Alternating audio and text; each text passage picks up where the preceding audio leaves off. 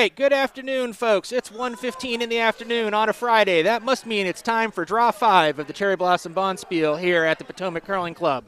Our feature game, which is going to be on Sheet B, we'll be showing it to you in just as they get started here. Mayfield Curling Club will be throwing the red stones. That's Paul Buzzard the skip, Hilary Peterson's the vice, Dale Barstow is the second. The lead is Marian Buzzard. They'll be playing against, they're from the Mayfield Curling Club. They'll be playing against Sheets and Giggles from the Buffalo Club. David Stachura, Maria Stachura, Nick Stachura, and the lead, Jackie Levenson. No word on if she's planning on joining the family or not. They'll be throwing here on Sheet B in just a second. My name's Alan McNeil. I'll be bringing you the commentary all by myself.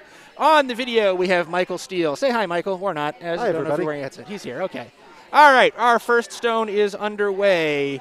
Red, which is Mayfield Curling Club, is throwing first, so that would be the lead, Marian Buzzard. I assume they went for a center guard. I didn't actually see the call, but it looks like that's what they're feeding. And looks like it's going to be coming up to a pretty solid, yep, it's a really good center guard. Solid 3 right in the middle, everything's good. So Sheets and Giggles, Jackie Levenson's lead is being asked by their skip, David Stachura, to throw a corner guard, I believe. She's sliding out, doing that. Stone is on its way. Sweepers aren't touching it. They look like they're pretty happy about it, all told. So while that stone's in first, we'll tell you what's going on our other 3 sheets. Sheet A will be given the OTF curlers throwing red stones against Temple of Broom in the yellow. Sheet B, unfortunately that stone was hogged, so it did not make the corner guard. So Mayfield's going to get ready to throw their second stone here.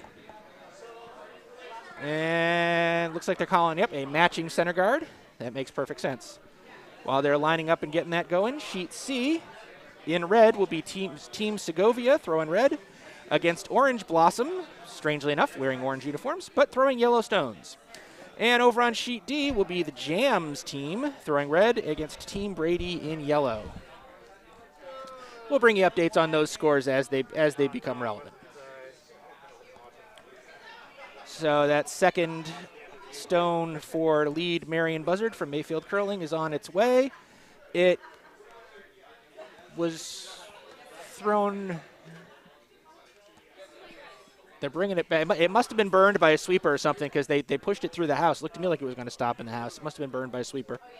So both teams kind of had a missed stone there. So Sheets and Giggles throwing their second lead stone. Again, that's Jackie Levenson from Buffalo.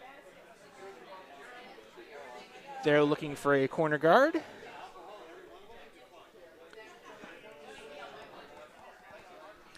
And don't forget, folks, we also have the live chat going on YouTube. So if you have any questions about the teams, any commentary about the commentary, if I'm mispronouncing somebody's name horribly, it happens, trust me.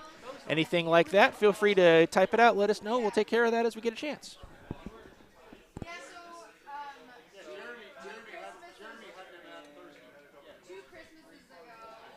Dale Barstow's getting his next stone on its way.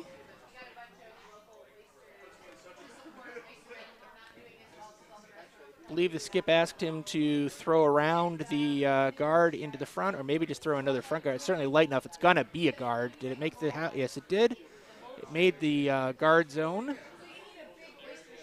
So currently nothing in the house. Red has 2 center guards. Yellow has 1 corner guard.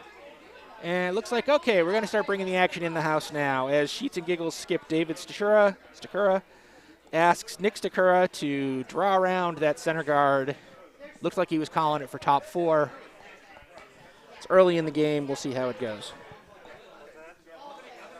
Both of these teams lost their first match earlier today, but that doesn't necessarily put them in a bad position in this tournament because the way this is working, the 24 teams that are out here this weekend have been divided into 4 pools of 6 that are going to play a number of games, and then they're going to be seeded into the typical A, B, C, D event for semifinals and finals action later on. That stone came up very short and, in fact, didn't even clear the hog line. That seemed to be a problem. I think that's the second stone that's been pulled from play already this game. So the fresh pebbles apparently giving the teams a little bit of a fit.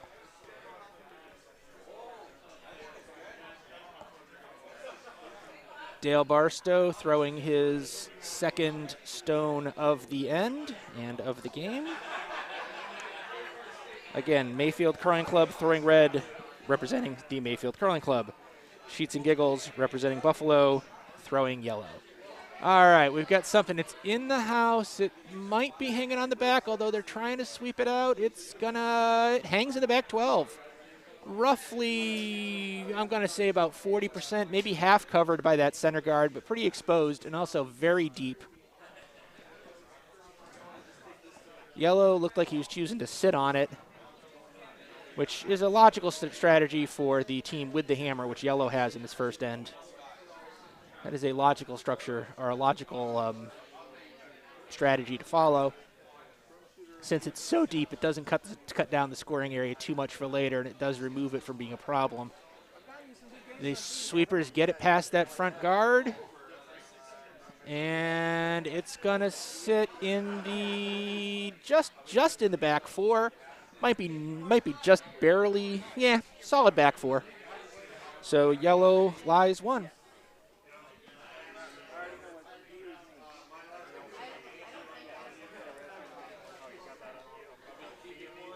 Welcome to the web stream, man. And we'll get you updates from Sheet A as events warrant, of course. All right. Hilary Peterson, vice for Mayfield Curling, throwing her first of the game.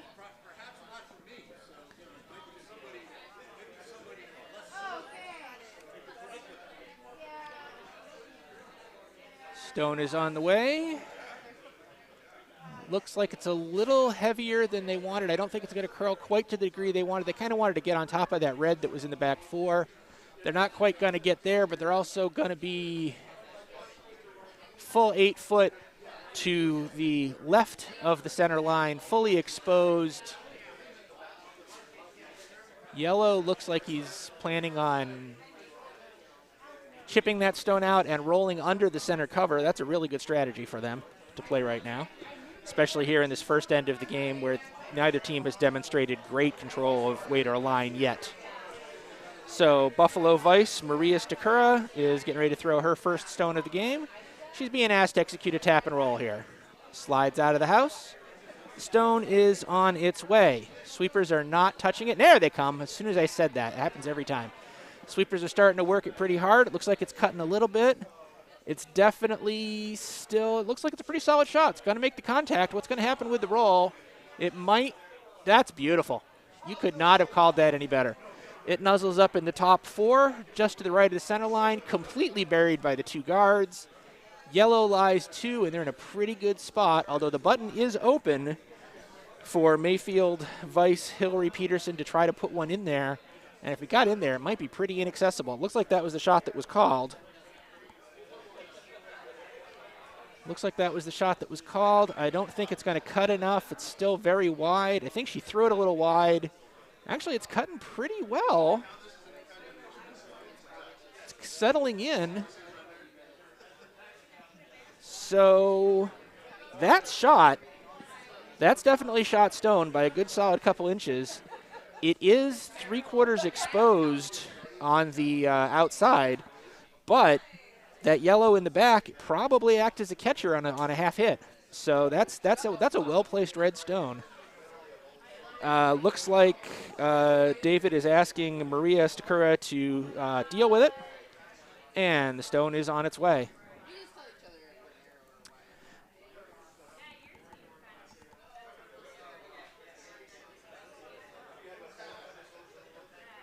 Stone is on its way. It's coming in. It looks like it might be a total. Yeah, it's a wide. It's a flash. It flashed to the outside, just a little bit wide on this stone.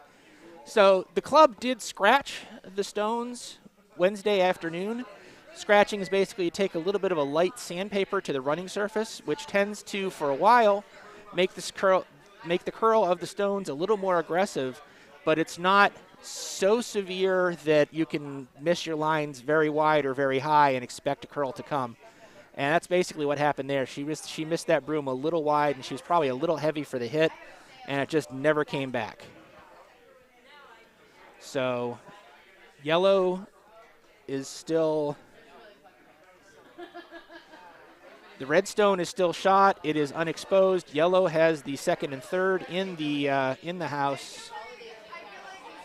Mayfield curling skip. Paul Buzzard settling in the hack for his first shot. I believe actually they're planning on just kind of effectively guarding this up, which is a reasonable shot. It's already kind of in a strong position. Put a guard in front of it and makes it kind of even that much stronger.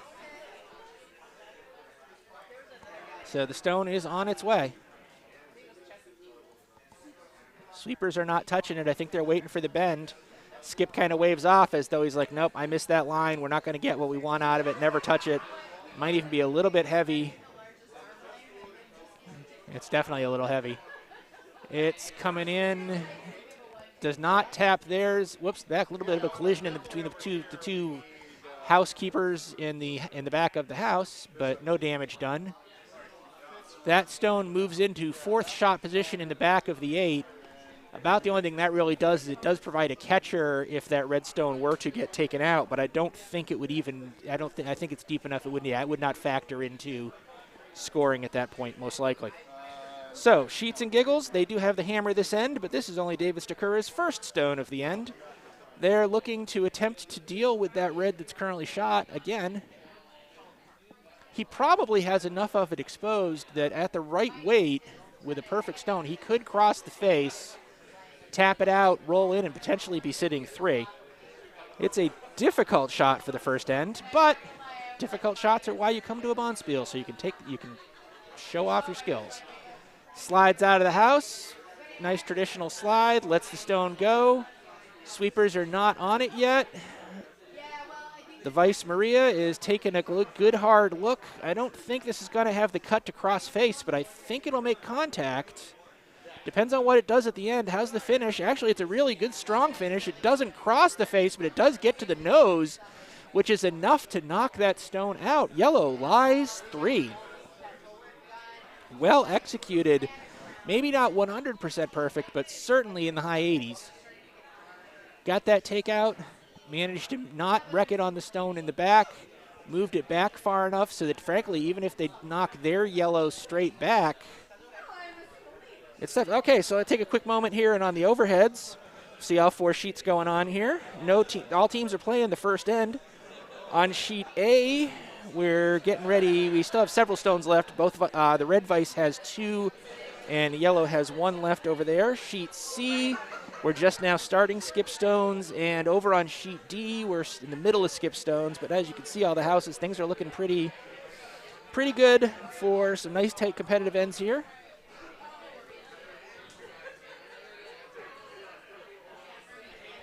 There you go. All right. Mayfield curling skip is coming down to throw his last stone of the end, which is not the hammer.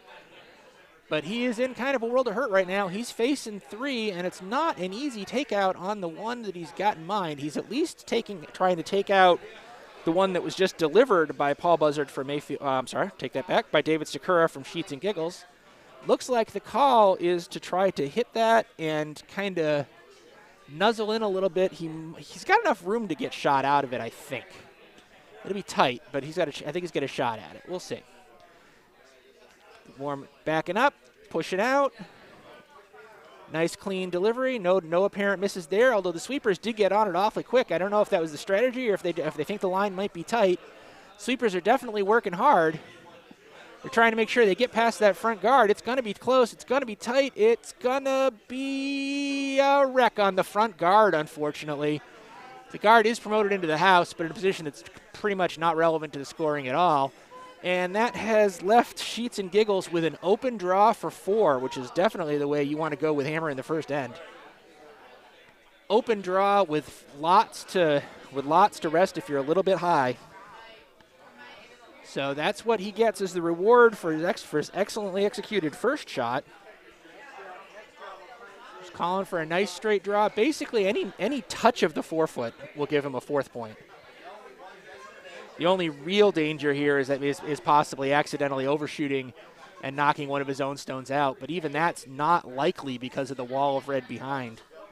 So this is probably a very safe shot. He's pretty much locked in the 3. He's just playing for 4. Slides out of the hack, does the release. Sweepers are happy with it. Vice looks happy with it. David Stachura's stone is coming in. Like I said, all he has to do is end up in the forefoot to get foot. So he is kind of sweeping over. He is going to bump one of his yellows a little bit.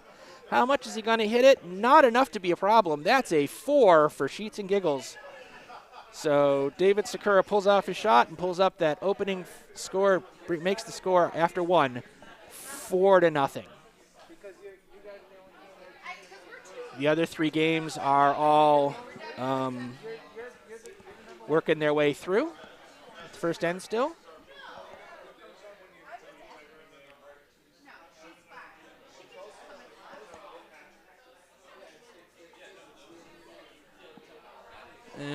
Okay, so we should have the last stone is in motion for sheet A.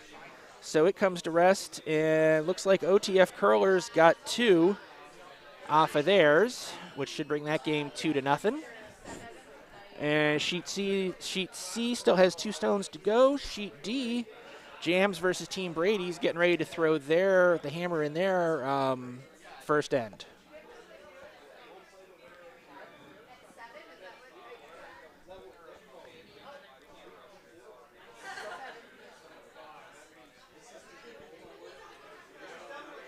All right. Meanwhile, back on our feature sheet, we've got the first stones sliding down the ice in the first end. Sheets and Giggles lead Jackie Levenson through a nice corner guard.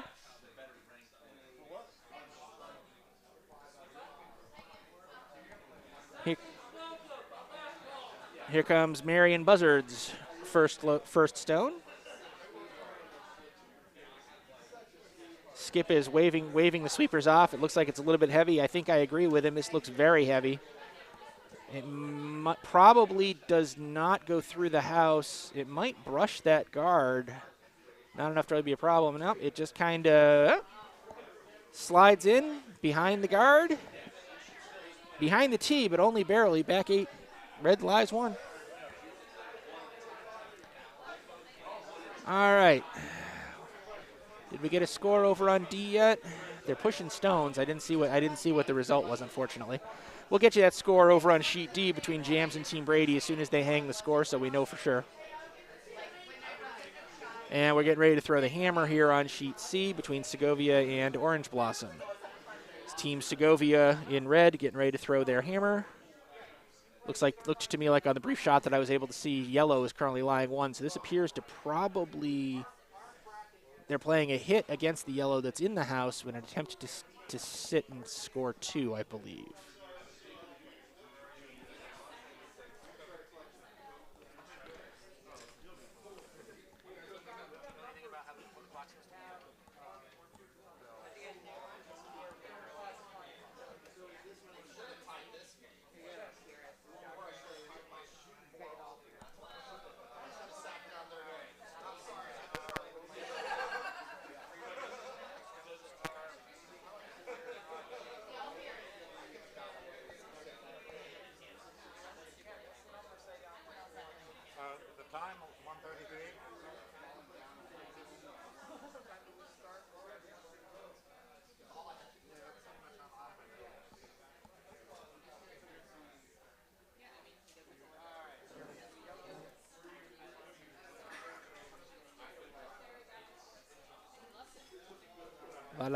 Okay.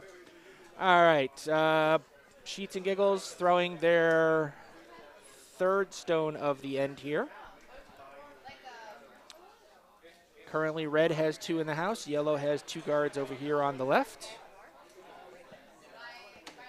And we're drawing into the house behind the cover. It's a very nice draw. It's trying to freeze it in front of that other red stone in the house. That's very well executed by Sheets and Giggles. It's not quite a freeze, but it's effectively one. It's certainly close enough to do the job.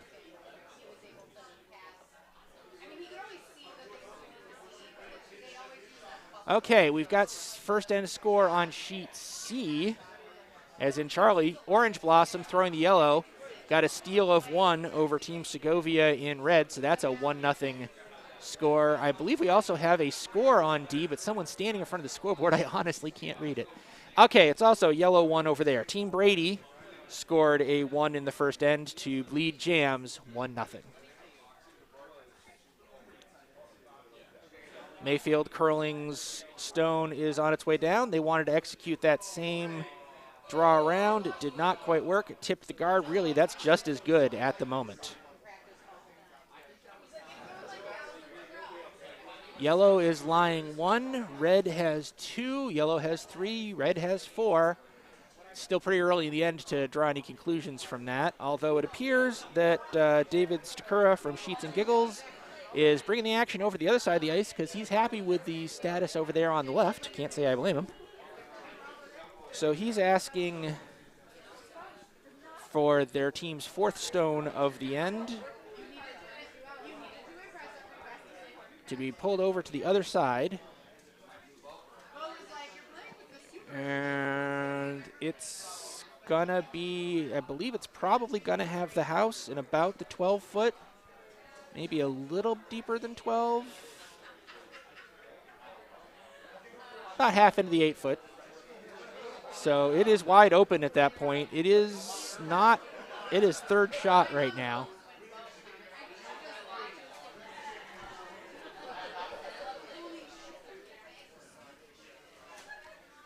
So we'll see what Mayfield wants to do to respond to that. The problem that the primary problem they're trying to solve right now would be that yellow over to the left of the button, currently sitting full in the 8-foot that is shot. Looks like Paul's plan is to try to come to it. If he bumps it a little bit, he'd be perfectly satisfied with that result as well. Stone from his second Dale Barstow is on its way. It is starting to move. The sweepers are on it hard. I think it's around the top guard. It definitely is. Not by much, which is fine. He might have the touch. He's got the touch. He's got a nut. That's a beauty shot. The only thing that's a problem is his shooter does, in fact, spin a little bit deep. But even that's not really bad. Red lies 1. The danger is it's a lonely one. 2, 3, and 4 all belong to yellow.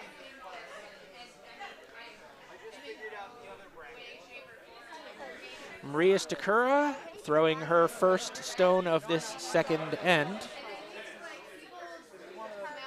It's being asked to draw in and probably either sit on that red stone that's currently shot, or if it taps, that's not a problem either. Sweepers got on this quick. It broke pretty early. I don't think this is going to get past the guard. No, there's no way. It's already on the guard. It's actually, she also threw it a little bit light. It's actually going to be about as high as the guard. The line actually would have been beautiful, but she threw that about 10 feet too short, and it's just piled up there in the guard pile up in front of the house. Probably not relevant to the rest of this end. So that gives Mayfield Curling, Paul Buzzard, an opportunity to ask Hilary Peterson to do something about the situation in the house to maybe score a second, or at least be in position to do so. Stone is on its way. Starting to break now. It's about 2/3 of the sheet down the sheet. It's a very strong. Wow, it's a very strong cut. That almost looked more like a pick than a natural line, because that curled a solid 4 feet there from the 2/3 down. I guess it's about normal. I guess that's okay. I think he was counting on that being a little bit later. Because if it was, it would have gotten in there. Really, all it does now is puts more of a guard in front of the twosome in the 8-foot there. That's likely to cause a problem later. Red, having given up the 4 in the first end, certainly looking to try to get a couple here to fight back. At the very least, they want to make sure they score. They score here to stop the damage. A blank is definitely not in play at this point. There's too many stones remaining in the house.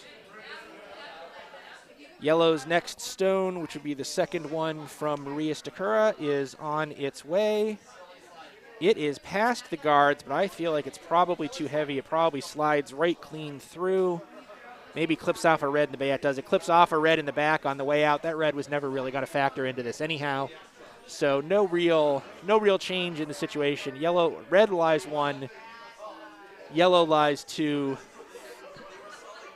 Yellow also has the 3rd and 4th, so if they could get rid of that red, that would be lovely for them, but it seems unlikely. There's a phalanx of guards in front of the current shot stone. So you can't get there with anything resembling takeout weight. You might be able to draw to a tap, but even that's questionable. The next stone's on its way. Mayfield curling. Hilary Peterson throwing her second stone of the end. That got past the guard. It's got enough curl, but it is not. No, actually it is. I take that back. It is second shot, and it is overburied. Nicely delivered. So it's actually shot. Yeah, it's I was going to say, that's yeah, that shot. is actually shot. Oh, hey, Ken. Welcome to the commentary. I'd see a comment from Anna about, I think we lost commentary audio, but we show we're broadcasting audio, so I think we're okay. Can anybody else who's on chat confirm that, yes, you can hear us? Please. If you can hear us, great. If not, we got to fix problems. Or at least just not bother talking. Of course, if they can't hear us, they can't comment on the fact that we're talking. Well, that's true. We could put something in the chat. Oh, no, we got audio is back from Anna, so marvelous. Okay, she's good. Okay. I'm not sure if the audio was gone for a minute or if I was just being quiet because I was trying to figure out what was going on. Well, they should be hearing the ice noise. That's true. Assuming you do. Well, actually, I'm not hearing much ice noise. I'm not we either. don't have the volume. Are those sorry, we muted the ice noise. That okay. why? Okay, there's your problem. Ah, there we go. Okay. Okay. Thank you, Anna, for telling us something was wrong. All right, Sheets and Giggles skip. David Stachura throwing his second, I believe. Yeah, his final stone of the end. Yes. No, I'm sorry. It is his first. He's trying to get in to do something about the two red stones currently scoring. He's going to wreck on some guards. That might have the effect of opening things up a little bit for his last stone, but not much. There's still a red stone directly in front of those two red scoring stones.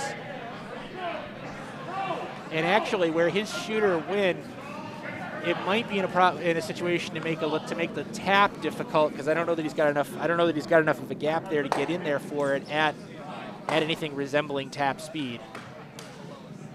So red may be very happy with their current situation. They may be locking in the two. Although it looks like they're trying to draw in for a third, and I'm sure they'd be perfectly happy if this just guards that hole and takes out any chance whatsoever of yellow doing anything about it. A 2 in a response to 4 is not perfect, but it's a good start. You got to start somewhere. So, was the first skip stone for Paul? Exactly. So. Paul Buzzard's first skip stone. So he could also be playing a 2-stone game, put something up in the 12-foot as that guards yellow's stone from doing any takeouts, and then he could tap it up to a third point later if he needs it, which he would. His stone is on its way. And yeah, we definitely hear the stuff in the ice shed now. Yep.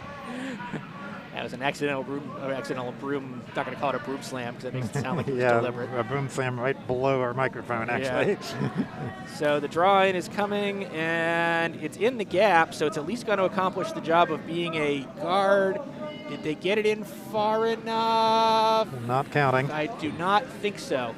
But it only needs to get promoted another 2-3 inches to be a third score. Yeah, not even that. 1 inch will probably do it. Yeah, exactly. So that's actually a great shot for him.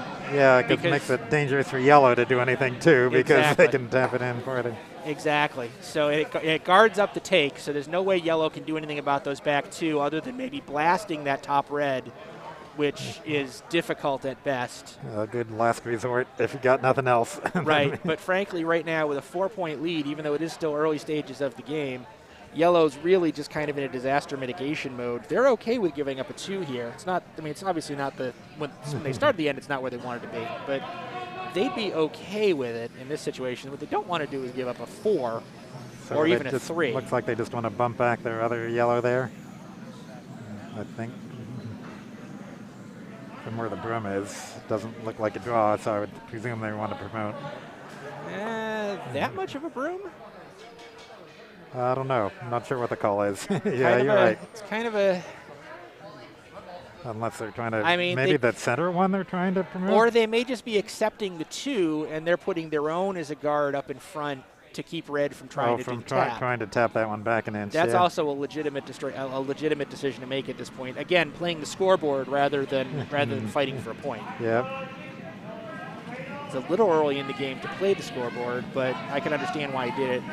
He's definitely in a tough situation. Well, Oh, no, they're going to move something. They're going to move something, but I don't think it's going to be helpful. Oh, In fact, it's no. going to be disastrous. Oh, Yep, they accidentally promote that red in to third shot. So right now, Mayfield Curling is lying 3, and even better, they've got the hammer. They've got 2 options. Looks to me like the draw line's pretty clean there, but they were looking at a circus in-off. But it looks to me like, frankly, it's a straightforward draw. I don't see why you wouldn't just go between those 2 yellows. I suppose the risk is if you curl too little, you could tap that yellow in and cut yourself down. So this is hammer, right? This is hammer time. Yeah, so they're sitting 3 with hammer. Yes, so it's a lovely the shot. The important thing is to not do any damage. Not hurt things. And if you will look at sheet A, since we're showing the sheet A now also, that's the hammer. They're not yet ready to throw it. They're still thinking about They're still where thinking they want about it, and I can't blame them. It's yellow's hammer, and they're facing what looks like red. Nope, just red 1. 1, yep. But red is already up 2-0. So yellow trying to figure out a way in there. It looks to me like a draw line is there. Yeah, there's a draw line. And clearly. I think that's Jackie. Is that Jackie? Yes, that is.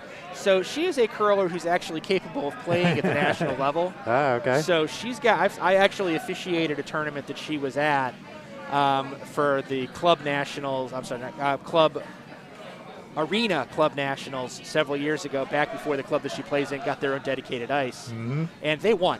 They dominated. So Michael, can you go to the all 4 houses just now, right now? All right, because we've got both hammerstones coming down on both A and B. B's a little bit ahead, so we're going to go there first. Sweepers are hard on it. They're trying to pull it around for the draw. They don't have the weight, I don't think. The question is, do they have little enough weight to not promote the yellow? Yes, they do. It doesn't do any damage. Red scores 3, which is a fine comeback, and also the hammer for yellow comes up short of the house.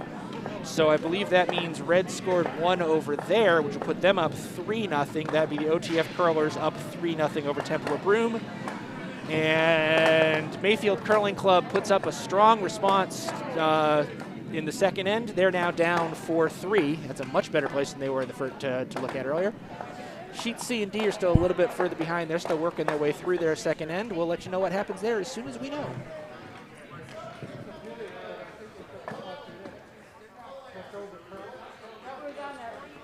All right, so it's a story. It's so far here on Sheet B, it's a story of 2 games. The first end was basically dominated by Sheets and Giggles. They put up a 4 spot, and then Mayfield Curling Club responded with a 3. Admittedly, they got a little bit of help. Sheets and Giggles kind of had an unfortunate result with their last stone, but they had a chance for 4. They missed it too, so the luck kind of evened out there. So we now have a much closer game than it appeared like we were going to have. First lead stone is on its way. Was called for center guard. Looks like it came a bit heavy, and by a bit, I think I mean through the house. Way. Yeah, I do mean through the house. Like bumper weight. Yeah, so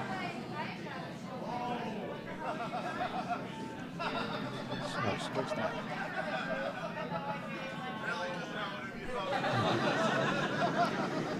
Yellow lead Jackie Levenson throwing her first of this third end.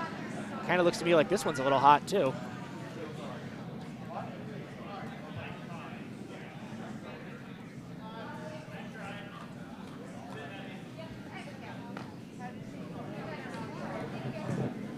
We're glad you're all joining us here for Friday afternoon curling at the Potomac Curling Club. This is our 15th annual Cherry Blossom Bonspiel. Admittedly, we kind of had to take a couple years off. Why did we have to take those years off again? I think we just kind of decided not to hold the tournament. There certainly wasn't a pandemic or anything. Yeah, nobody felt like coming in. Yeah, you know.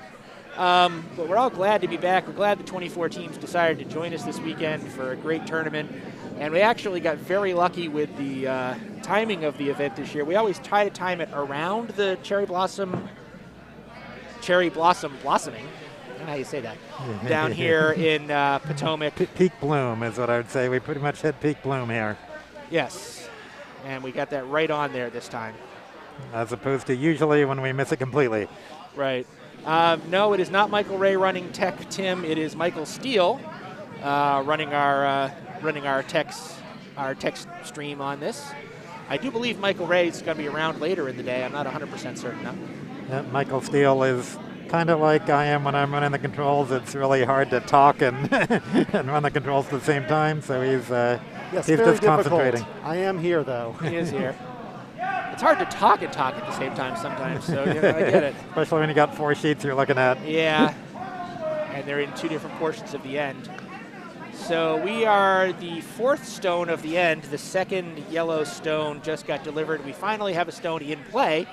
It is I guess technically we'll call that a corner guard on the right-hand side of the house, just kind of guarding the edge of the 4-foot. I guess that does make it a corner guard, corner of the 4-foot. So there you go.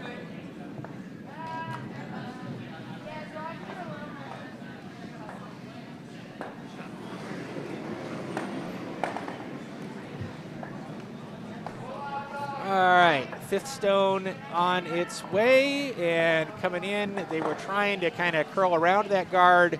Didn't quite get there in terms of the line. It's basically exposed on the edge of the button. It has no protection whatsoever. This looks like it's got to be a relatively simple takeout. On the other hand, I have a sneaking suspicion both skips after the first 2 ends and the complex situations that came at the end there combined with the big numbers.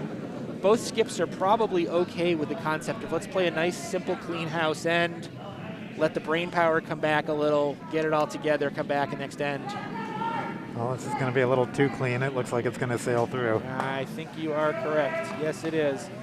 Another clean miss out there. I don't know, the stones are just not breaking as much as the teams are expecting, but I don't know these teams in terms of their experience levels, but it looks to me like they're just throwing a little too hard for the break.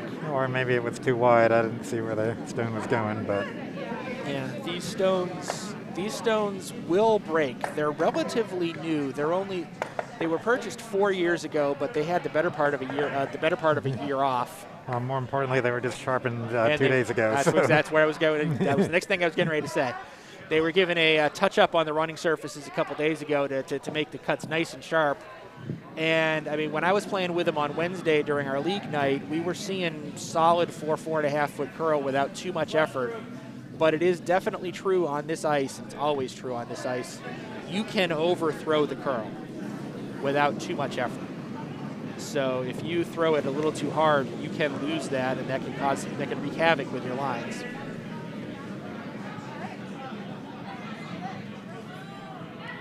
See, comment from Jennifer about Joe Murgo of Real City. I've actually run into him 4 times in the last month, I think, in Mayfield and Pittsburgh and here. So Joe's a great guy, a lot of fun. Yeah, you've been kind of the world traveler lately, right, Ken? Well, if you count Cleveland as being world, but I mean, yes, more so than I've traveled. Although I am getting ready to go out to Las Vegas for the World Championships next week. Not like Topper and Topper Shirk, who got stuck in Scotland for a while. Yeah. So.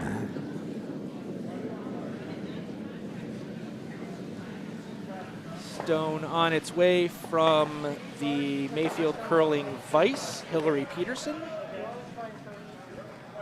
Currently, Mayfield is sitting 1. And they do not have the hammer in this 3rd end. They're going to freeze this on, not quite. It is just biting the top 4 foot, 2/3 over their one that was just biting the hammer. That's a little bit of a dangerous position because it is definitely doubleable. However, the natural double, actually the top red would probably wreck on the yellow that's over in the 8 foot and not clear the house. So it's a defendable position. Looks like, it looks like Maria from Sheets and Giggles is being asked to deal with it regardless.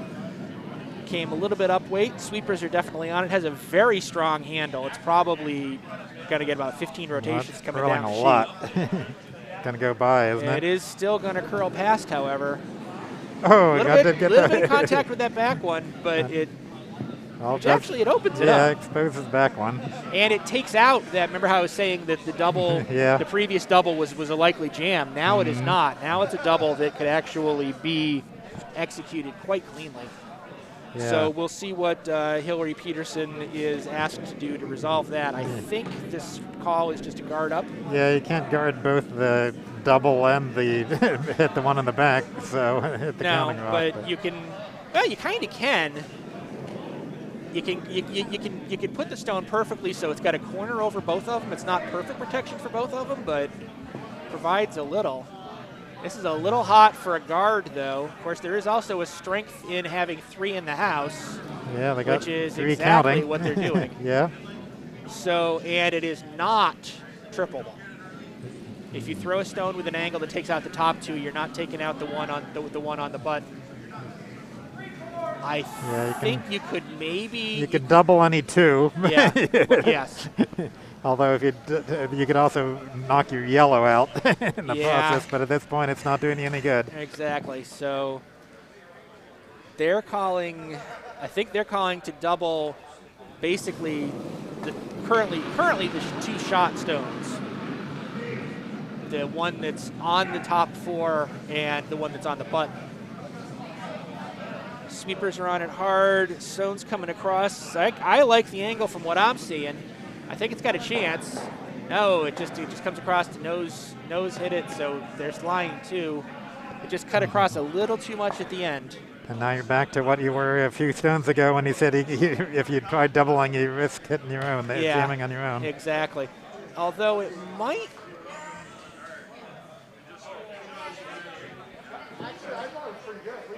You might be able to roll the top red after making contact with the red that's on the button enough to double them out.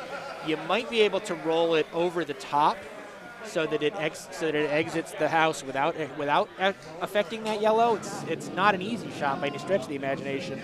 I don't know that I'd try it at this level, but maybe it's what they take a look at. Or alternatively, Mayfield could put a guard up in front of it and make that not a possibility. Well, everything could change with this stone. Yeah, so I'm spending an awful lot of time discussing the possibilities. But then what else are you going to do? So that's what you're here for. That's what we're paying you the big bucks for. I was going to say, it's kind of the job, right? I'm getting paid? Cool. Food? You're picking free food? Okay. There is such a thing as a free lunch if you count working for it is free. Yeah. Paul Buzzard's first skip stone of the end is on its way. The call was an attempt to guard those 2 that are currently shot. It is a guard. It's actually a pert darn good guard. It's guarding the double line. The stone that's currently second shot is exposed on the inside, but anything that gets there and picks that out does not get the current shot yellow. Although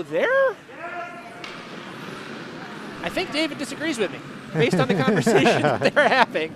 Well, they may. I mean, at this point, they don't mind too much if they also chip out, get triple out, including their yellow. True. But it's like they still don't want it to jam actually, on the yellow. now that I'm not staring at the overhead and I'm staring down the sheet, I kind of see David's point. Yeah. He's got a relatively clean line. He really only needs to cross face a little bit, and he can pull that off. I feel like with the shot he's calling, a jam is more likely, but even a jam takes red down to 1. That's not horrible. And taking out the guard is another option here. Exactly. I don't think it's not going to get to the guard. Sweepers are on it, which I think is an odd choice. I don't think it's going to cross face like that. I think it's just going to take it. I think it's going to be too skinny. I am sort of wrong. So they are sitting 1. No, red's still 1. Yeah. But Red lies 1. They were able to get it enough that it made contact on the way by and changed up the house situation quite dramatically, actually. Red's lying 1, but red can't feel comfortable about that as they prepare to throw their last stone to the end, because yellow has a couple of good options here. Yellow has a tap back for 1 pretty easily, or they could try a raise tap, which could conceivably give them as many as 3 if they executed it perfectly. That's kind of a rough shot to call at this level. What are they doing? Looks like they're drawing behind with a broom this wide.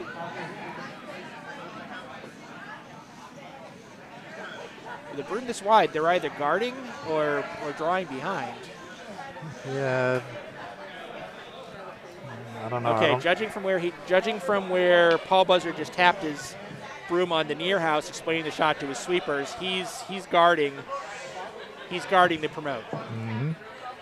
Which is a very defendable shot. Yeah, because his shot rock is pretty well guarded already. Yeah, it's a little exposed on the outside, but Sheets and Giggles hasn't thrown anything out there yet. Yeah. So it's a risky decision to make. I mean, well, I think they did. What they'll do. They did throw the one there that sailed by everything. So. That's true. Good point.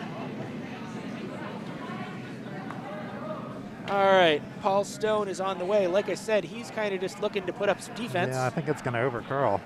I don't have a good angle on it at the moment. The sweepers are working it hard. Perversely, if it's going to overcurl, sweeping is not the answer.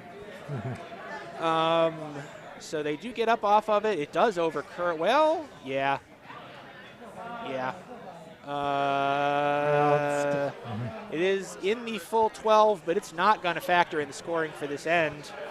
The yellow stone that is shot is, or not shot, I'm sorry, the yellow stone that is 2 is wide open, so it's perfectly playable by David Stachura from Sheets and Giggles if he wants to. And judging from what he's doing, it looks like he wants to.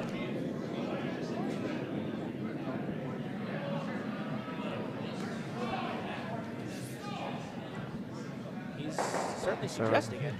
Trying to get, I guess, could he get 3? I don't think Actually, so. yeah, I think so, because the angle that he needs to hit the shot, the exposed stone on the center line to tap that yellow, the shooter would spin to where it's got a chance at least to outcount that red that's straddling the 8 foot in the back. And you don't have to get the,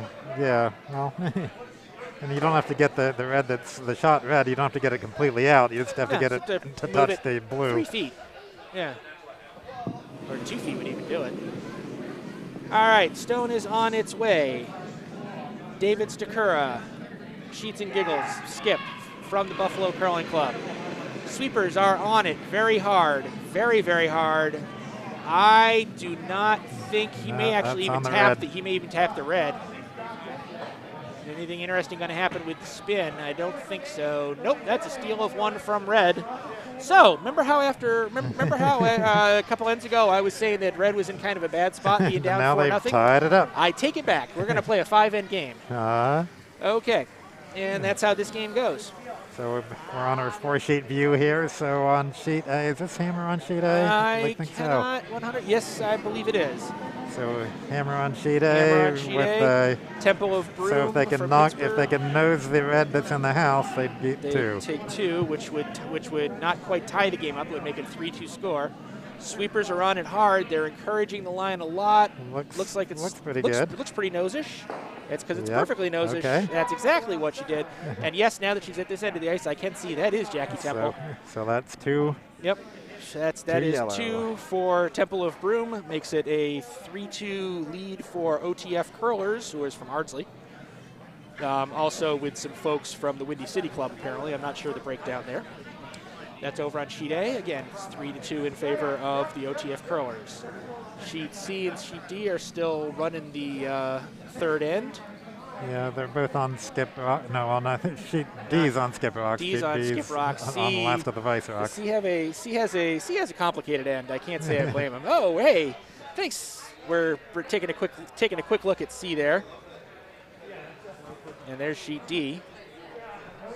So we're kind of going over to that half right now because while these other games are working their way through the front end stones. Just a reminder for those of you on the web stream, sheet C, Orange Blossom throwing the yellow stones. Also wearing orange shirts. That's very convenient of them.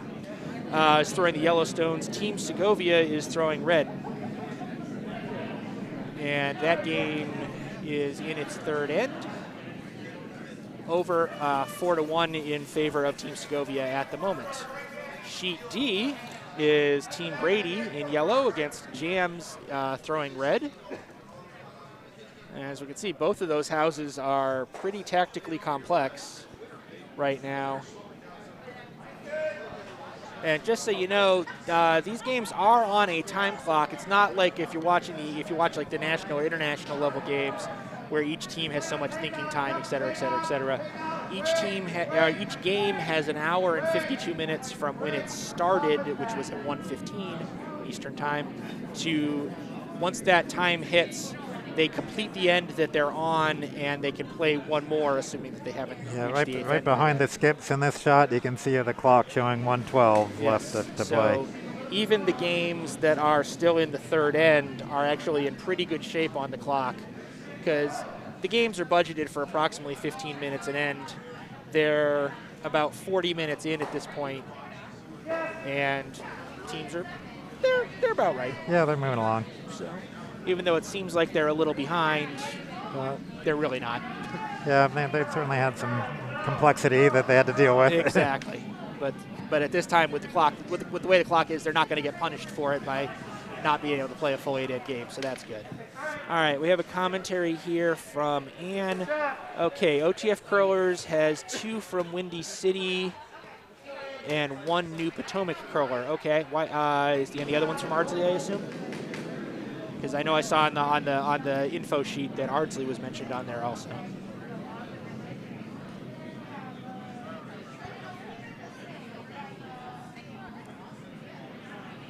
And I actually recognize the Potomac curler you're referring to. It's right there. There's, yeah. Okay. So now we know a little bit more about OTF curlers. And as we all know, knowing is half the battle.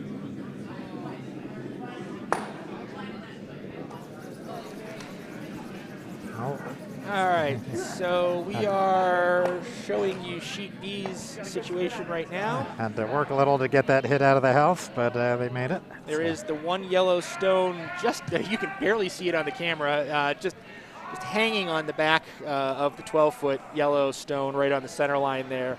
But it's there.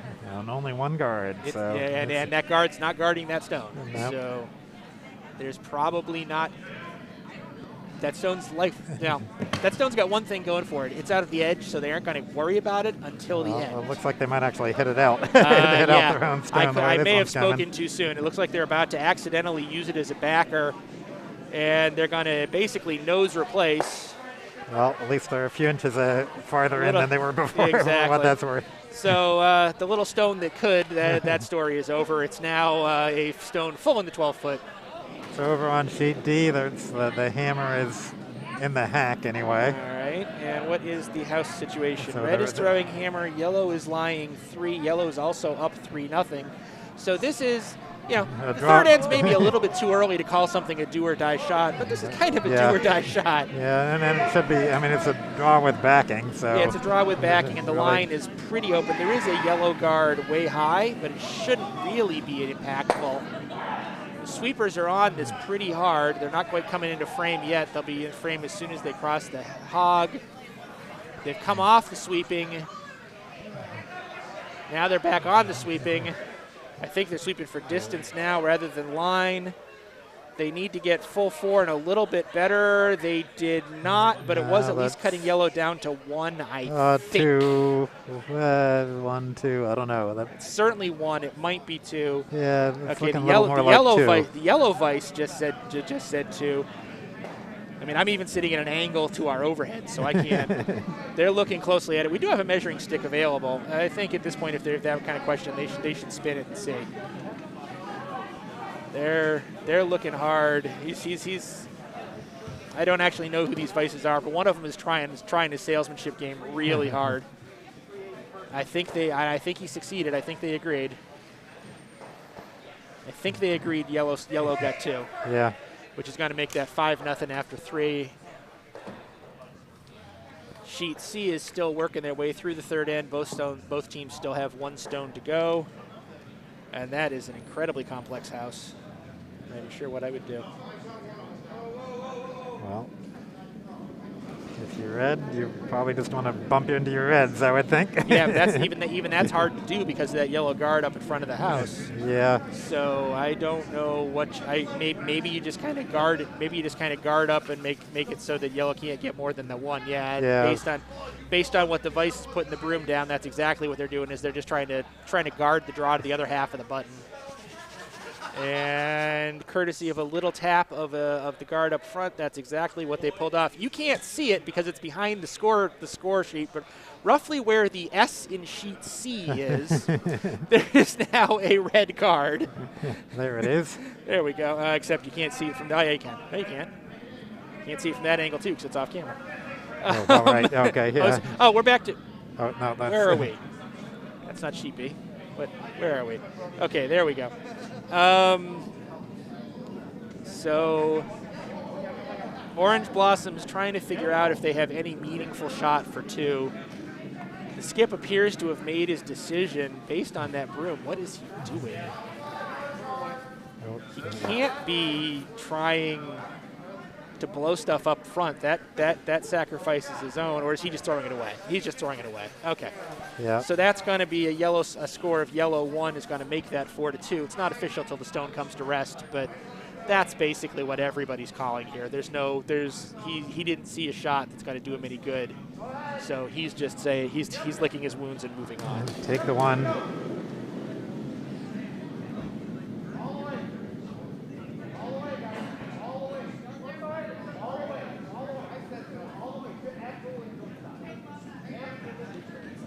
All right, so we are now coming back to sheet B. Yep, and he takes his 1 on sheet C, which makes that a 4-2 game after 3. So now let's catch up on our feature game. While we've been gone, they've thrown a lot of stones. There has been a lot of activity. Red is lying 1 in the 4-foot, pretty well guarded by a pair of guards, 1 very high and 1 pretty close to the house. Yellow does have that stone we talked about way earlier sitting in the back 12, and now it looks like they also still have a biter in the back 12 also. There's also a couple stones back in the graveyard in the back that aren't out of play, but could factor into taps later. So that's the situation. Okay, one of those just got taken care of. All right, so red's getting ready to throw there. We are on skip rocks. Okay, good time to come back. Red, Paul Buzzard from Mayfield Curling is sizing up the situation, figuring out what to do with his first skip stone. He's currently lying 1. Like I said, it's pretty well buried, although that yellow is a raise option. But the call that he's thinking is to get his shooter to the top 8 with a corner berry past that yellow, which would take that raise out. Yep. Although it would risk you a little bit on a double then. It does make a double a little risky. The more he gets behind that yellow, the less likely that becomes the problem. But there's not a lot of room to get behind it there. But no, that's true. But how far behind it do you have to get? Maybe it might do. He's actually got a good solid 6 feet to park it in. So probably not the end of the world. I feel like the line that he's taking for this might be a little bit expecting a little bit too much movement, because the broom is out. It's several inches into the 12-foot, and he's looking for a stone that's going to essentially get back to the center line, maybe even cross the center line a little. I think he did pinch that line a little bit, it looked like to me. It's kind of hot. It is, well, but the sweepers are on it, so I don't think I don't know why they were on it. Yeah. Probably a reaction to pitching the line. It's certainly not going to bury, and the length. Okay, so that's also an option. That's not a double. That's not a double candidate. Mm-hmm. There is a power in putting 2 stones in the house. Yellow does have hammer this end. So David Stachura could be basically planning to hit this and just kind of flop in undercover on the button, just barely on the other side.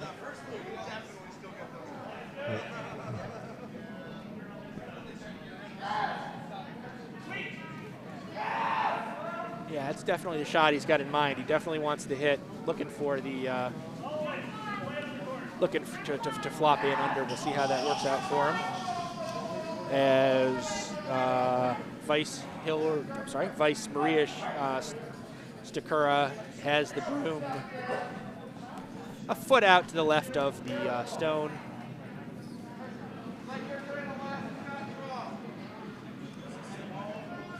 Stone is on its way. Sweepers are not on it yet. Looks a little wide-ish to me, but it's starting to come back. It's coming, it's coming. I don't think it's going to come enough. I think it's going to hit on the outside. Actually, dead nose.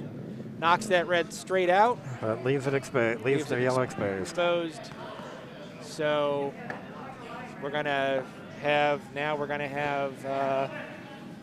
Paul Buzzard from Mayfield Curling with his last stone of the end. Basically trying the same thing. He wants to hit and flop at the outside. Is that what That's an interesting choice. Well, because maybe they figured better. Takes the double out, yeah. Whereas anything that he flops to the inside, unless he gets all the way over on the inside, it opens up a double. So yeah. Okay. So just flop just like a foot or two over to the outside is good. Yeah. Yeah, and that would basically execute a force. And it's a tough force because it would be a force to a draw that would have to touch button basically to take the one, which is not a guaranteed draw by any stretch of the imagination. Frankly, even for an elite curler, that's not a guaranteed draw. Not given a lot of considering they wanted to flop to the outside. You expect a lot of weight on this one. That is a true statement. Unless they want to actually get out and eliminate any possibility of being used for in-off or something like that. Yeah. Or did he just get scared of the curl because of the other stone? I think he's a little wide right now. I don't know that he's got solid enough contact. I take that back. He's got contact, and he slid just outside. That's fine. Well, is that fine? I mean, it's probably fine for this level of playing. You'll get the elite colorers that get double that. Yeah, and they're calling the broom for the draw right now. Okay. I actually feel like the smarter call in this case would actually be trying for the double, not necessarily expecting to get it, but at least you get rid of that red and the yellow. The direction that the yellow goes in, you've got a much better chance of getting the yellow to make contact with that red and stick around and result in being shot. Whereas this draw, if you're a little heavy or a little light, you may end up giving up two here. Yep. I feel like this is the shot with less available fixes. That's right. This way you could give up two. If you do the hit, you'd be unlikely to give up more than one. It's a wide open hit, so you're not gonna give up more than one. I feel like that would be safer. I also, on the other hand, I do not know David's Stachura's experience level. He may be experienced enough that he knows his game and he just knows his draw. Might be a little heavy. I think but I feel like a little he's heavy. tick off the red will work too if they can get it. It's not cutting yet, which is surprising. I would have expected. It's not that heavy. It should curl some. Yeah, it's not. Get on the inside. Need the inside. He's not inside yet. Not enough. He just kind of nosed it. He did get a little roll inside, but not enough to do anything with. Good enough to. It does do the cut down of one, so it's a good thing he made that contact, because if he didn't make that contact, he would have been in a world of hurt. He would have slid straight through. All right, so that makes our score 5-4 yellow after 4 ends. That's halftime. 5-4 red. That's halftime. All right, all of our other games are still working their way through the fourth end. Are we throwing the hammer on A? We are throwing the hammer on A. What do we got situation on A? Situation on A is questionable. Red, there's two stones that could be shot. One of them's red, one of them's yellow. I don't think there's any way yellow's got two, but red's definitely got an argument that could be one, and they're throwing their second right now in an attempt to get at least two, or at least one, maybe two.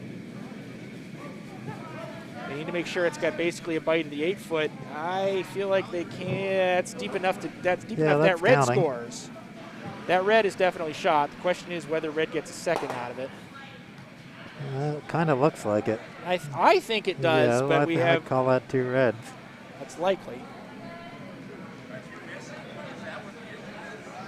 Yeah, Well, they're not measuring. They've got an agreement. I'm not sure what the agreement was. Yeah, it wasn't a definitive pretty signal. much had to be 2 reds if they're not if they're not measuring. I think I agree with you. So if we're tentatively calling that 2 reds, it's obviously not official until the team hangs the score, but if we assume that is correct, that will make the score 5-2 in favor of OTF curlers after 4. Sheets C and D are still working through with plenty of stones left to go in their 4th ends.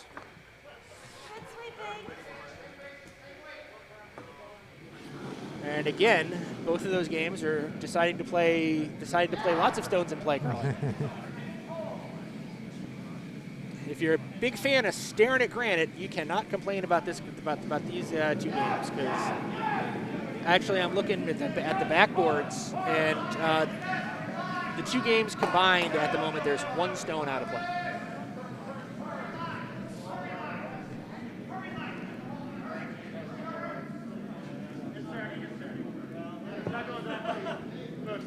Okay, now there's a 2nd stone out of play because that yellow stone on C was just thrown through the house. That doesn't change my point, though.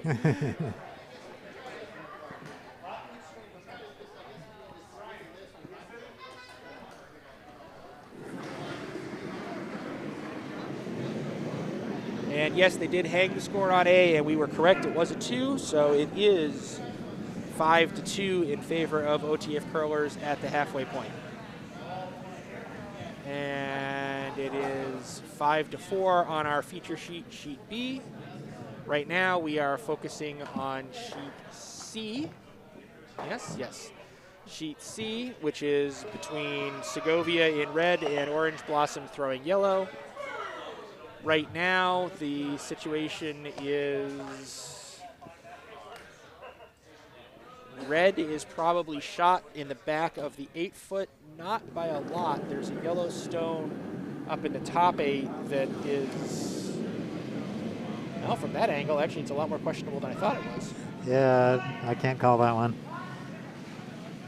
I'm sitting a little offset on C, so I've got a little angle that I have to fight with. There are a number of rocks left, so things will probably change. Probably won't matter. And right now we're just playing we're playing a draw in. Actually, they were playing a draw. They didn't get it. They threw up a guard on the draw line. After seeing the one that went through, they thought, oh, exactly. That must be fast, getting fast. That happens, especially at the recreational level. But you go, boy, maybe this line is a little hotter than I think. And it wasn't so much. Orange Blossom going for Over a draw. on D, they were trying to thread a stone through the minefield in front of the house.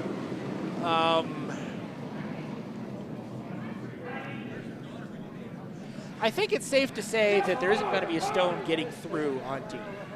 Correct me if I'm wrong, Ken, but I do not see a line. I don't see a line that gets through that 9-stone guard field.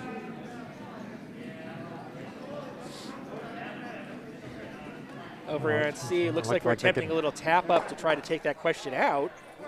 Yeah, on D, there's still the draw path all the way on the outside wall. Is there? Yeah. Oh, yeah, that's exactly what they're doing. Yeah. Okay, of course, as we all know, well, folks on the webcast may not know, that wall is challenging. Yep, yeah, often the rock will just kind of get along it and keep going straight. Yeah, that's a piece of knowledge that neither of these teams can be expected to have because neither of them is from Potomac. I mean, I suppose I could open up the door and scream at them that it's a horrible idea to throw away over there, but actually, our ice crew's done a very good job of making that wall impact less of an impact this year than it has been in previous years. And with the stones having been sharpened a couple days ago, there's probably enough movement to make it go. We will know for sure in about 15 seconds because the stone is on its way. That is red, which is Jam's first stone of the skip of this 4th end. Sweepers are on it.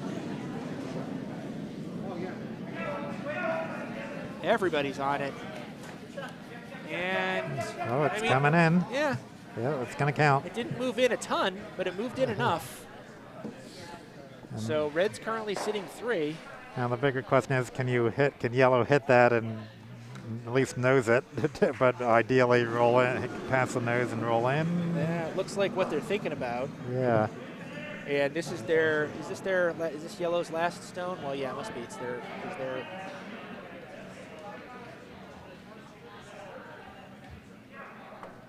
Yeah, because red has the hammer. So yeah, so this must be yellow's last stone.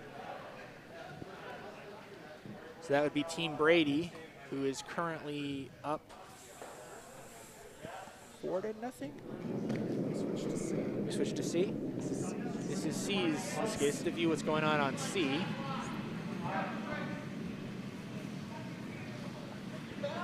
Sure, Ann. We'll call it a magic wall. I call it a tragic wall, actually. But yeah. Of course, I probably just feel bad because I've had a lousy season. I haven't been able to play worth much of nothing. But it's not about me. It's about the teams that are out there right now. Over here on She, we're going for a little tap up, and that's pretty much exactly what we got. I do not know if that was enough of a tap to turn that into shot. No. Well, the yellow one's definitely shot now on sheet C. I'm not 100% sure I agree with there, Ken. Oh, yeah. Oh, yeah. Okay. Never mind. And that was one we were debating about which one was before. I'm not doing computational geometry very well this morning. So. You're trying to get closer to the button, remember that. Oh, yeah, right. All right, so This is not the hangover spiel. Over on D, yellow's last stone is coming in. I don't know what they were thinking, but whatever it was, it did not work. So red. 4 red. 4 red, which actually is a very strong comeback. They were down 5-0. Wow. Oh, hey, guess what? It's not yellow's hammer, it's red's hammer. Oh, okay. Yeah. So possibility this is about to be a tied game. Wow. They just have to do what they just did. Yeah, pretty much. And they know how to do it. They just did it. Now, I do point out that they had, the skip even had to come out and help sweep on that. Everybody swept that stone. But now they got their stone for backing, so maybe a touch heavier if you could do that. Yeah, it's a touch heavier. It's more than a touch heavier. The other one was pretty heavy, too. It's probably a little slow out. Sometimes it's kind of slow along the wall if you haven't been playing that line. The sweeper's about to get bashed by the wall. We've got these angle irons out there that come from. It's coming back. It's got to make contact, but not. It's fine. That's plenty. So, tie game on D. Wow. What a comeback. What are we looking at? We're back on. No, I'm sorry. I'm sorry. I understand why you're wondering, Michael. I meant they were looking at something over on D for a second. Counting the stones. I guess they were trying to count to 8. So, yeah, it's a brand new 4-end game on D. And we are now back to B. Yes. What's going on B? Let's see here. Let's get caught up. Yellow is currently shot. Red has a second shot over on the left-hand side that's sort of behind cover, although it's exposed, and apparently it's exposed enough because that's what yellow's going for right now, it appears. Although they're going to tap up that guard. It's going to be too hard of a tap. It's going to go clean through the house. Now it's well guarded because the result of that roll was the yellow stones in front of that red stone. Red.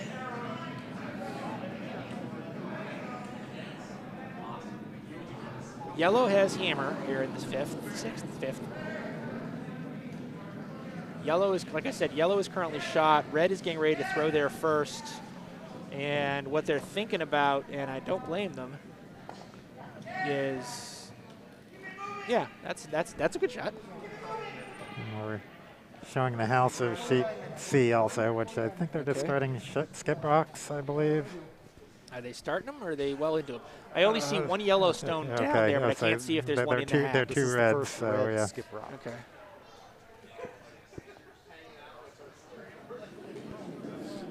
Our broadcast position here is basically in the warm room of the house, which is behind the home end, primarily behind sheet B, although we get a pretty good view of C. But when you get some curlers standing on the sidelines between B and C, which is where they're supposed to stand, so it's not like they're doing anything wrong. We can see you waving your hands a little bit there, right next to that clock timer. Hi. Yeah. Yep, there he is. It becomes difficult sometimes to see what's going on at the far end of sheet C. So we kind of have to guess a little bit.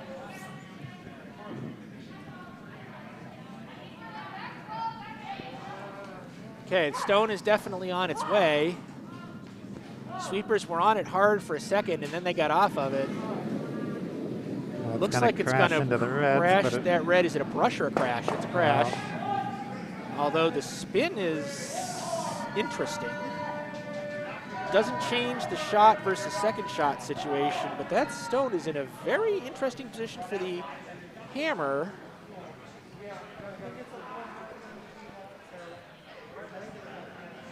Yeah, it's a very complex situation there. Yeah. Yellow's trying to figure out a way to manufacture a 2 out of this because they're the only game that's not. That's not true.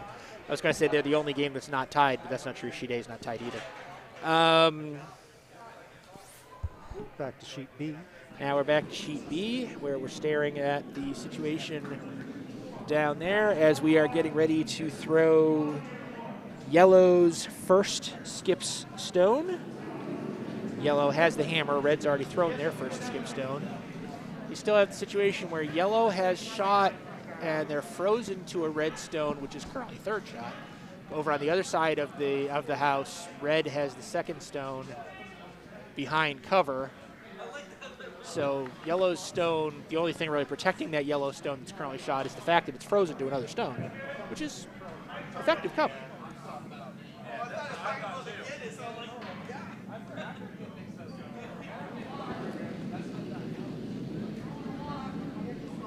David Stachura in the house, in the hack, sliding out for his first, as I said, first skip stone here in the 5th.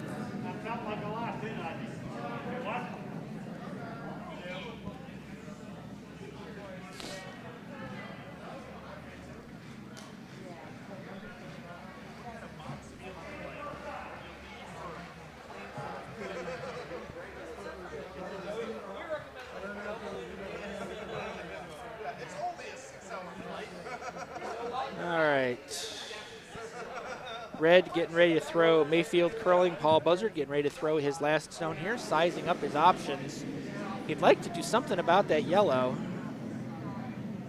It appears to me, based on our overhead view, that it's hard frozen. So anything he does is going to send that Yellow stone off at a weird angle, and most of the power of the collision will go into that red stone unless he catches it relatively thin on the outside. Problem with that is if he catches it relatively thin on the outside, it probably jams that red stone, that second shot. Yeah. So I don't know what he's got in mind. It is what he's playing for. He's playing to put some energy into that system, and we'll see what happens.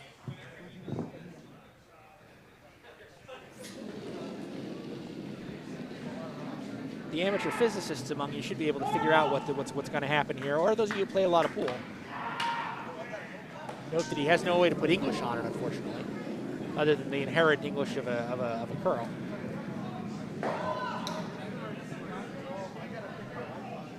Stone is on its way down. It's definitely going to make contact, so let's see what happens here after the contact. It's coming in. Here's the hit, and okay. He broke it up, sufficient to send it through. He did not jam. He also did not, no he isn't. The Yellow in the back 8 is sitting is the second shot. No, there are 2 reds there. Yeah. Sheet C. Oh, sorry, I was looking at sheet B. Sorry, no, looking at different sheets. Okay. So what's the score there then on sheet C? I think it was red 1. I didn't see it. Sorry, I'm still calling. I was calling B. I don't. Yeah. Yeah. Sorry. Yeah. Too much action at the same time. Yeah, sheet C has basically fallen not quite an entire end behind here, so they're finishing up an end. They just finished up end 4. They're actually in a little bit of time trouble, so they're going to have to pick up the pace a little bit if they want to play all 8 ends. All right, coming back to sheet B. Red lies 1. Yellow has the second shot. No. Yeah, red is 2. Is red 2? Red's 2. Red is 1-2. Yellow has...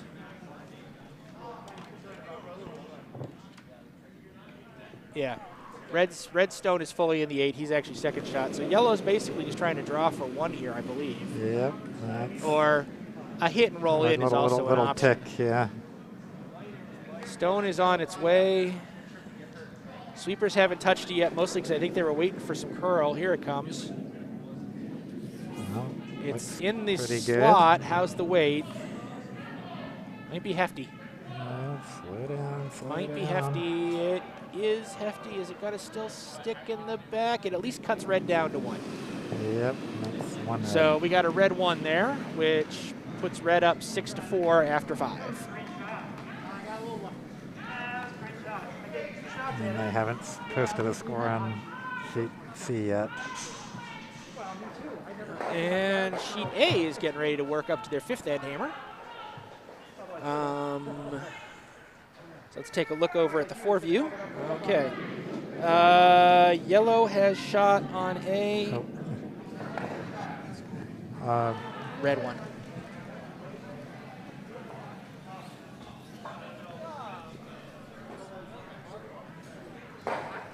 Exactly. Go back to that 4 view. Okay.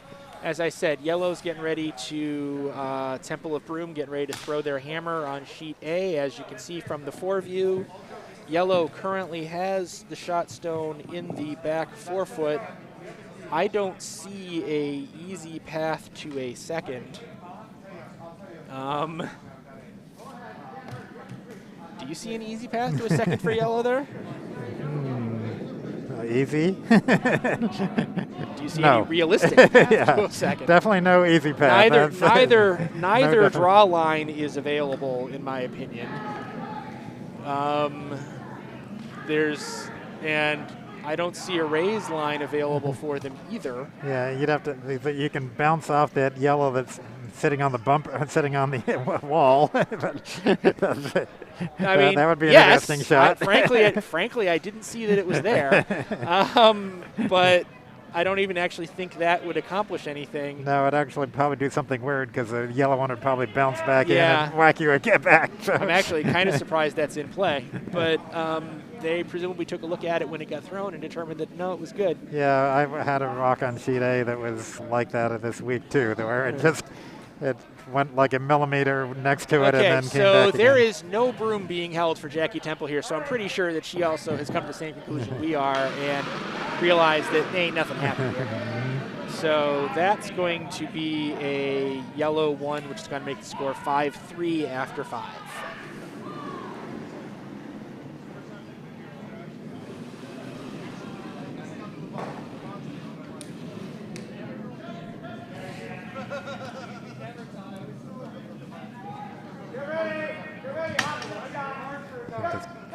Threw a hog intentionally. Yeah, I can't blame her. I mean, my throwaway of choice is just to angle it straight into the wall, right past the hogs, right past the delivery hogs. So it's like, yeah, she basically just said, yeah, you know what, take the 1, move on.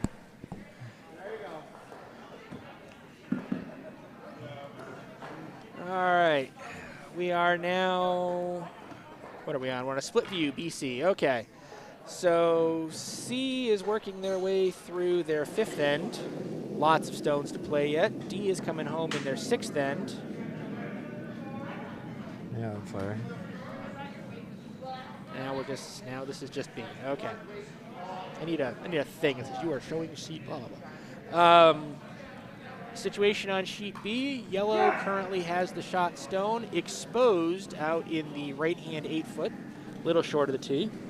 Red has a shot full in the 8 foot, and also, well, they had a shot just kind of touching the top 12 foot. It just got taken out by yellow, who split over and is now sitting in the 12. Yellow's sitting 1, red has the 2nd. Yellow does have a 3rd in the house.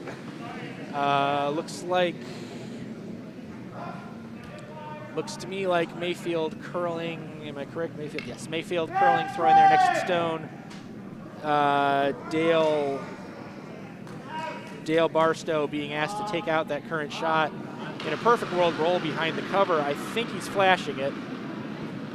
Yes, he did. He missed the line, missed the weight, missed the shot.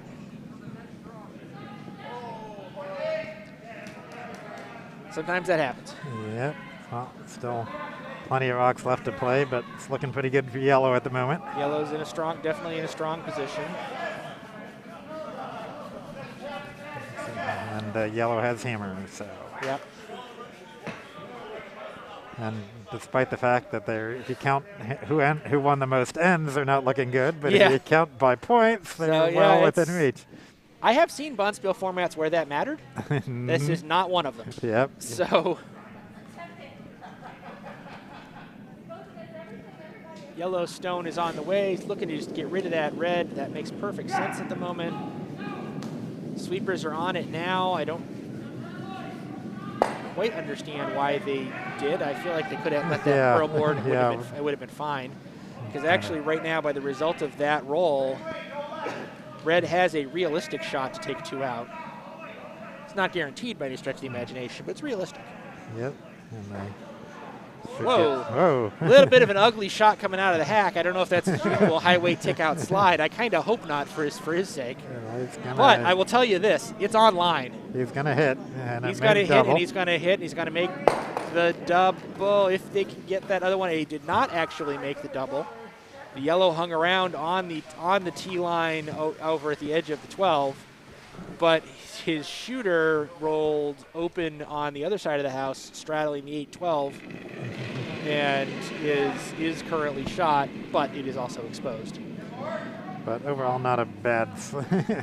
They're better off now than before that rock. Put it that way. Red's better off now than before that rock? Maybe not. Yeah. Okay. Yeah, I'm not sure I agree with you. Yeah. Because yellow, assuming that he gets a nose hit on this, which is what the skip called. That's good. Then they'll have a split house. A beautifully split house. And they have hammer. And hammer. The possibility to put up a nice big number. Gotta sweep that. I think passed. he blew it. Yep, yeah. It is. So that is the risk of trying to throw hits coming off the center line against stones that are out in the edge there. The parabola can start kicking way faster than you call for. As a skip, you kind of assume that it's going to go straight because you're throwing it hit weight. But if the shooter comes down just a little bit on weight, the parabola kicks in, and now the stone that you were expecting to curl maybe a foot curls 3 feet, and you miss the stone. That's pretty much exactly what happened there, because that hit was also, he didn't even throw hack. He threw hack, maybe. And that's exactly what happened there. It's kind of why when I'm throwing hits, when I'm having my team throw hits out there, I prefer to have them curl outside in. But different strokes for different folks. And I am certainly no god at this. So. That one curled way too much too. My version of strategy, yeah. Was that a hit? Yeah, they were calling the hit. Yeah. It just was. So again, down weight hits. That curled like 5 feet. Because the stone was only thrown backline weight. Yeah, or maybe the almost hack weight, maybe. Okay, so it sounds like apparently the yellow skip is a YouTube listener, because I believe he's calling for the hit to come from the other side this time. Okay. We will not charge him with his team timeout for that intervention from the stands, but. Maybe I will. I don't know. Although he's calling an awfully wide broom. This runs the risk of, depending on the experience level of the shooter, when they start going wide, they tend to end up wider than expected. That did not happen here, judging from the fact that the sweepers got straight on it. The weight seems a little down for a hit. Yeah, I would be sweeping that unless it's by. Oh, maybe it's by already. It's already by, yeah, so okay. Maybe they were just trying to save it in the house, and it's too heavy for that. This is curling a lot too. Yeah. So the shooter again the shooter threw not even quite hack. Not quite hack. Yep. And when you're basically same weight as the last stone. Yeah. And just from the other curl, just as much as the last stone. That's the game. I'm going to assume, based on those two things, that these curlers are relatively inexperienced, because that's the kind of thing you don't necessarily pick up in your first couple of years. I don't know. I could be wrong. It's also a mistake that you can make having curled 25 years. So now they're hitting from the. Whoa, that's still curling like crazy. Is it being matched? Okay, chaos is reigning here in the fifth end or sixth end on sheet B. They said it. Both teams have missed 2 consecutive attempts at hits. Well, I heard him say this picked, but now we are going for some if you're going to call for the weight that your coach just called for, you need to bring the broom a lot closer to that stone. I don't know that I trust this line. See what weight they. Although they got the sweepers on it quick, so I'm assuming that means that the shot came out narrow. That would have been Maria Stachura's stone. We're going to get contact. I think we've got contact. And got a biter. Rolls to the outside. We have a biter. We got red. We got yellow 3 right now. And well split. It took a while to get there, Yeah. but. So looks like they're going to be trying that hit yet again for red. But now it's the skip throwing the stone. Yeah, and as we both know, Ken, skips are always confident in their ability to make the hit. Well, they're not always right, but they're always confident. So he's calling for the inside-out hit. That would technically be an out turn. I assume he throws right-handed, which I'm not 100% certain of, because it looks to me like he's getting ready to throw with his left hand. So that then becomes an in turn. And this is why I hate using those terms. Yeah. But so it always confuses me too. Yeah. So he's only calling for about 8 inches of curl on this hit, assuming he wants to hit on the inside of the stone on the in turn. Well. On the plus side, he's throwing it right towards me. He actually missed the broom on a little bit wide in this case, even though it was closer to the center. It's gonna just barely brush, if at all. Yeah, that's all that happened, was it basically turned into a replace, which still gets rid of 1, so now yellow just lies 2. But that gives yellow, yellow puts 1 in the center of the house, and then what the hell do you do? Yep. Pardon my language, but you can't not give up 3 at that point. The only real risk for yellow here is if he puts it behind the tee. Yep. Yeah, just because then you give red something to attempt to freeze to. Biting somewhere not on center would be reasonable, but exactly. I should say biting the front. Yeah, I don't know that I would feel bad about just putting it just between the 12 and the 8 foot on the center line. The only risk with that is if the other team can pull in behind it, because those 2 yellow stones that are counting right now are very wide. Yep.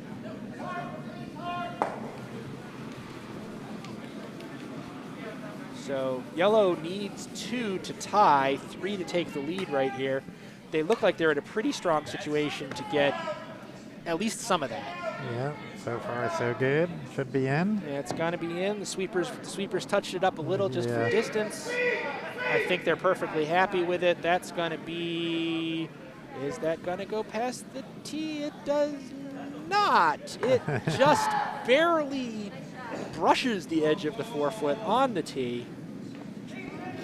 There is no, technically I suppose you could try a double against that stone out on the edge of the 12 and double in on it, but I wouldn't want to throw that. Would you want to throw that? After the chaos that we've seen in the last 3 hit attempts? I think we're just going for the nice, straight, simple, let's hit that stone that was just delivered, take the, admittedly, we're conceding the 3, but there comes a point in time, there comes a point in life when you just go, you know what, we're giving up a 3. Make sure you get a hit so that you're not conceding 4. That's just kind of how that goes. So Mayfield curling skip Paul Buzzard in the hack, getting ready to throw his last stone of the end.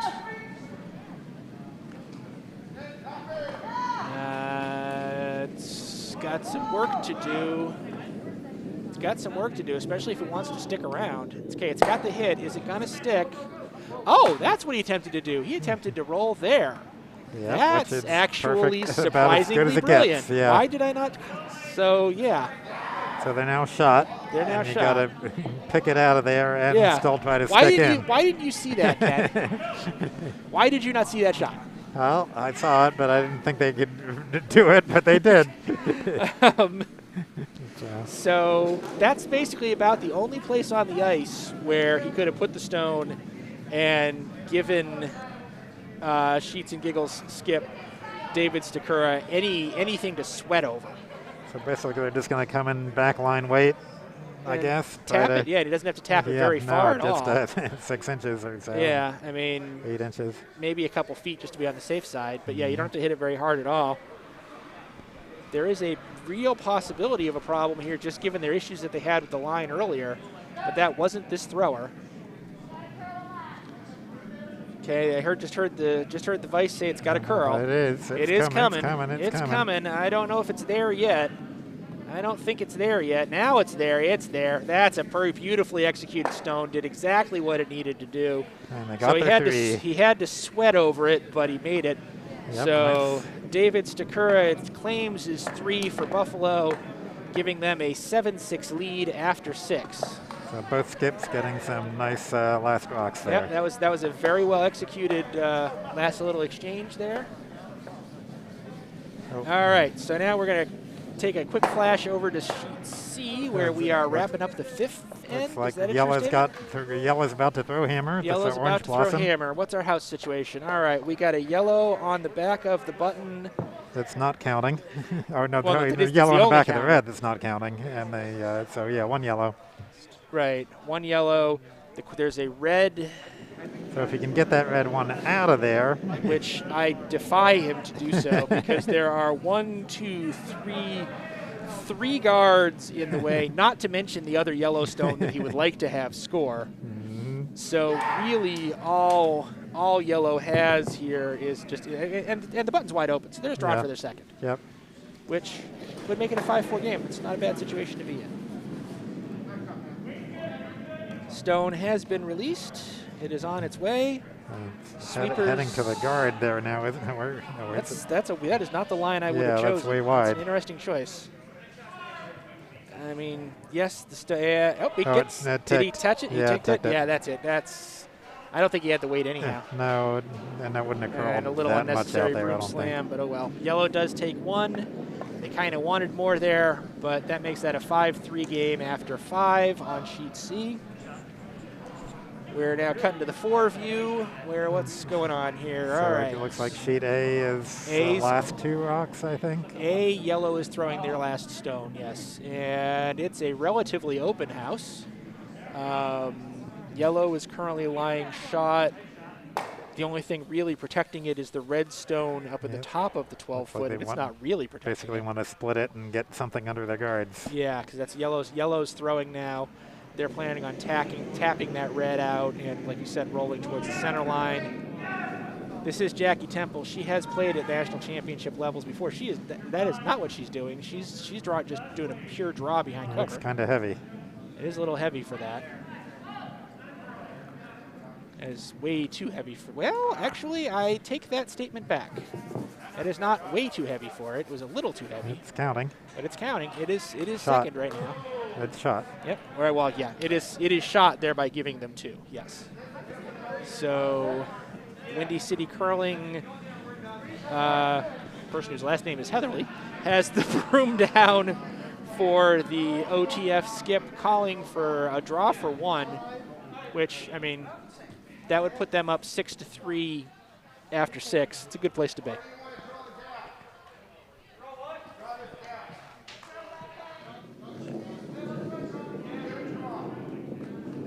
Meanwhile, what's going on over on D? D's got a ways to go yet. Okay.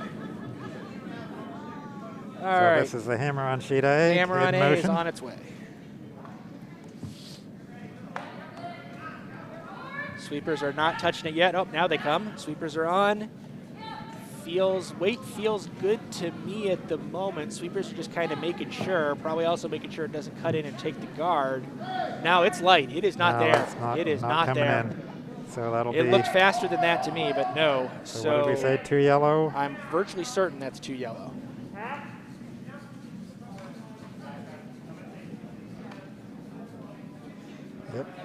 Yep. All right. So it's a brand new game over on sheet A, 5-5 after 6. Wow. Well, the games are A lot closer. Well, I guess the point of the way they're doing this draw is to try to keep the games close. And if that's the point, mission accomplished. all 4 sheets are. Yeah. So I mean, we point out contention. that we point out that of these 8 teams on the ice right now, none of them won their first games. But because of the way this draw is going, as you did kind of mention earlier in the thing, I don't remember if we were on air yet or not. They're doing a sort of if this was a chess tournament, they call it a Swiss system. So kind of a modified pool play where you don't play everybody else in your pool, right? Depending Exactly. on the ranking. So the winners from the first games were played against each other. If there was a team that tied, they're kind of in there, kind of in the middle, and then the losers. There are a couple of teams who did have ties actually on sheet A. OTF Curlers tied their first game, and then Team Segovia on sheet C tied their first game. Everybody else lost their first game. So they're going to play a number of games in these pools of 6, like we said. I believe it's 3. And then they're going to get broken down, I believe, the top 16 teams into A, B, C, D event, the tradition. A lot of complicated math, basically. Sum it up, lots of complicated math, but it's a very much more fair than what we were talking about before, like the 2 spiels I was in where I won 3 games and lost the 4th and I was out, didn't make it into the finals. So this one's, if you're a good team, you'll make it into the finals. Right. An additional piece of knowledge that you may or may not know. During their first draw earlier today, or yesterday in some cases, the teams also did a draw to the button, which will get used if there turns out to need to be a tie-breaking situation, which either for the seedings in a particular round or who gets to the playoffs and which events later. So in that case, all 4 team members see how close they can get to the button, and they keep the 2 closest. Well, they average the 2 closest, or the sum of the 2 closest. It doesn't really matter either way. The math works out the same. So they did that, and that's the tie-break situation. I don't have those numbers to hand. I know where I could get them, but that doesn't really matter yet. This is only the second game of the 3. We'll concern ourselves more with that probably tomorrow when teams are with moving day on Saturday, basically. Excuse me. Well, how are we doing over on sheet D? Still last red rock? Red first skip rock. With yet again 1, 2, 3, 4, 5, 6, 7, 8, 9, 10 stones in play. Well, did they put enough on that? Is that going to get out? Well, it did better than I thought when they hit it kind of narrow. I didn't think it was going to make it. But all right, so red is now lying 2 over there, and red has the hammer set. So that's a good place for them. They're down 2. And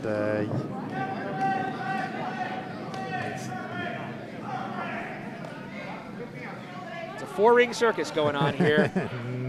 All 4 games are the only game that's not in a middle or late end right now is the one on C. So we're going to let them work for a little bit while we talk about. Pick one. We're going to talk about B. Let's talk about B. Okay. What's going on B? We have 4 stones in the house, 2 reds, 2 yellows. Right now, yellow is shot. It's questionable as to who's second. I think red's second. Yeah, call that red. And we're just now starting Vice stones. This is the first yellow Vice stone. Sheets and Giggles Vice. They're from Buffalo. Maria Stachura is preparing to throw her first stone. She's being asked to draw in. I didn't see if she's drawing to a guard or a button position. Based on the house situation, I can't tell either. Based on the weight of the stone, I'm pretty sure it's a guard that they're throwing. May not have been what they asked for, but it's what they're getting.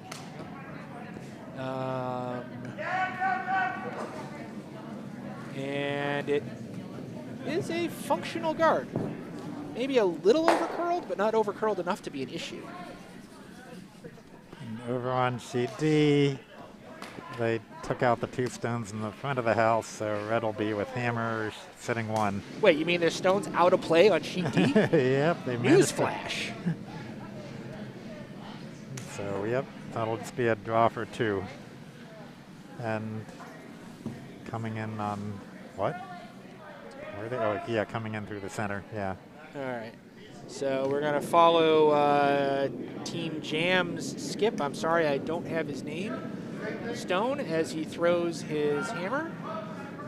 He's, like you said, we're just looking for a draw in for that two because there's nothing. It's got a curl. It's got a curl. It's Sweepers aren't touching it. It's this is risky. This may not do what they want to do. I think it's going to jam on that yellow.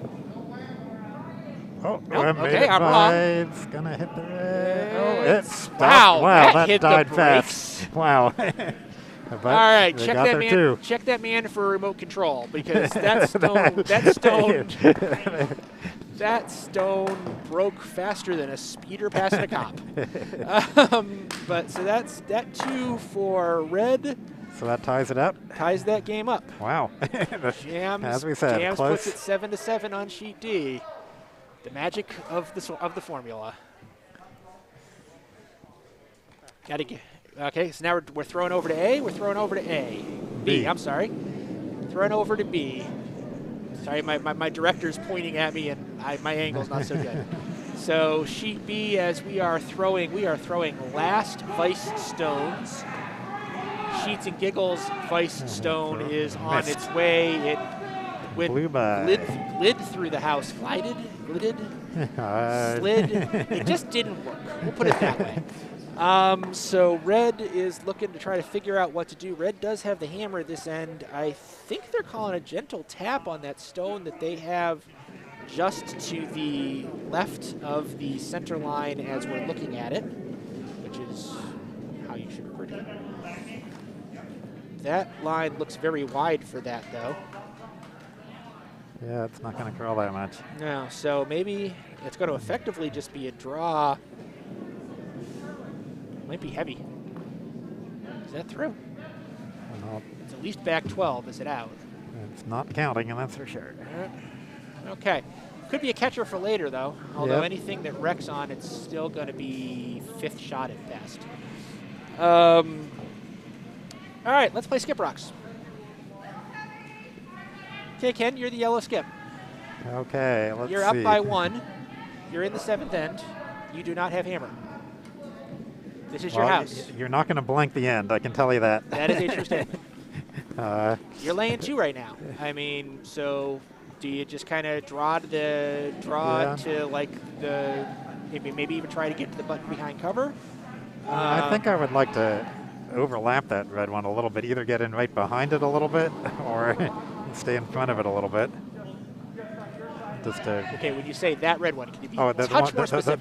The front red one on the touch in the center line. So all right, that's a legit decision.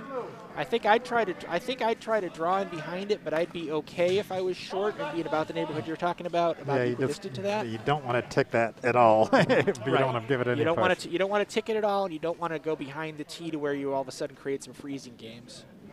But anything touching white in front of the tee line there is probably pretty good.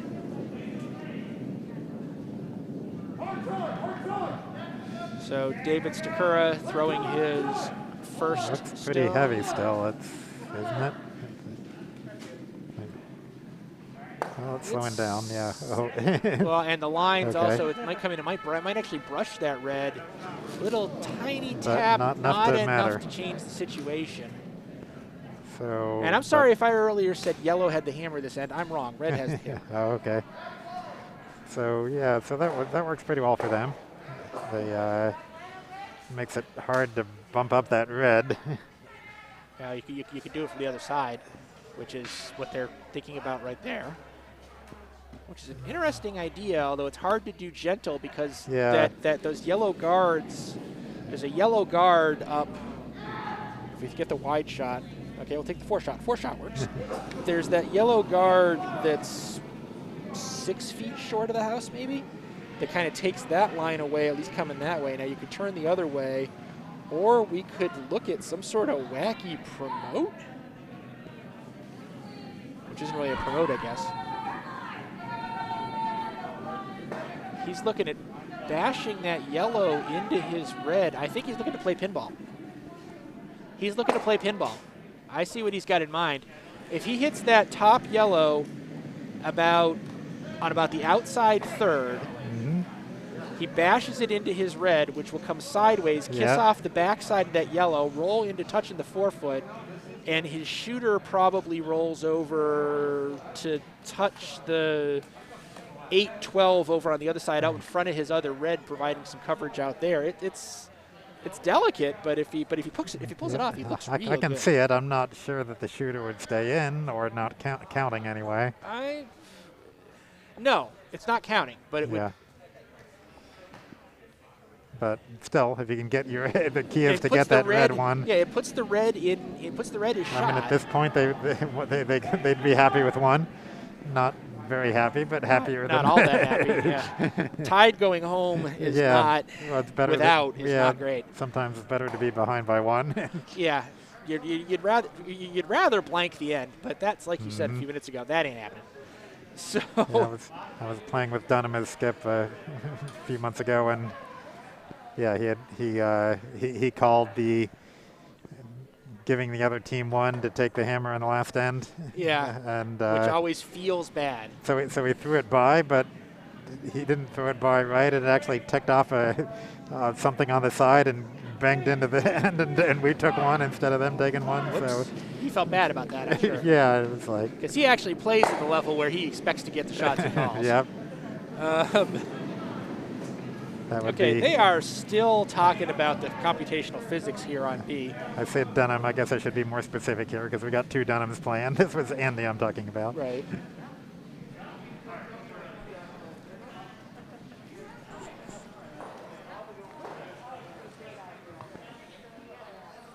All right. Okay, they've reached some sort of decision on B.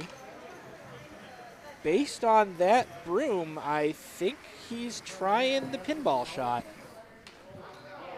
Can I get a Coke? Coke? Awesome. Nice thing about being on commentary. Bartenders come by every now and then and ask if you need a refreshment.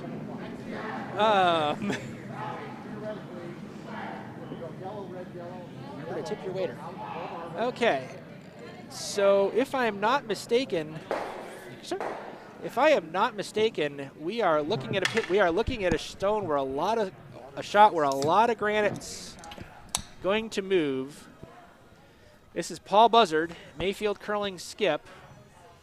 I believe, based on the conversation I saw, he's planning on bashing that yellow one about a third of the face, judging from how many came out of the house, with big speed. And we'll see what the physics does. They're sweeping, but frankly, at this speed, I don't think it matters. He actually, boom, boom, well, boom, it boom, did what you said, except the red went a little far. Yeah. Okay, all of the stones have finally come to rest, so we can figure out what happened. Yellow lies one. No. Red's one. You think that red in front of the tee's closer? Yeah, I think you're probably right. Okay. So red lies one. Yellow has one in the back of the 8-foot that's 2. Red would then be in a position to get a couple more if they could deal with that yellow. And they do have the hammer this end, so it's possible. So David Stachura had made a much faster decision with what he wanted to do. Yeah, I think just drawing behind cover on the right there. Yeah. Because as we were saying earlier, he's okay with giving one to red because then he comes home with the hammer. And there's very few situations where you don't want to be coming home with the hammer tied. I can't think of any situation where you don't want to. So the key, so ideally, you can get it counting enough so that if red lands on their back one, they wouldn't be counting. But so biting the 4-foot. Yeah, maybe biting the back 4-foot even. Yeah. So this weight feels up. Yeah, well, maybe kind of wide. Is it gonna hit the guard? No, he's in the groove. That's fine. But it's not gonna. Well, question it's gonna is it gonna curling, slow it's down? curling, and it's slowing. And it's gonna bop off his yellow one in the back. Actually, it's gonna be a nice hard, well, not a hard freeze, but it's good. That's a nice spot. Yeah, that's a good place to be. So it really, it's a draw for one now, right? There's yeah, because no even other if red option. followed and did that, they're only going to get one out of that. Yeah, there's because it wouldn't be. Well, yeah, it no wouldn't be, way to hit anything. No. Yeah, so it's a draw to 1. They're going to use. They're basically going to throw the exact same stone that yellow just threw. Yeah. Lick their wounds, take their 1. The only theoretical would be to hit the red and the front red and at some weird angle and double out the 2 yellows, which would be a fun shot to see. But sure, you could try that 100 times. It might happen twice.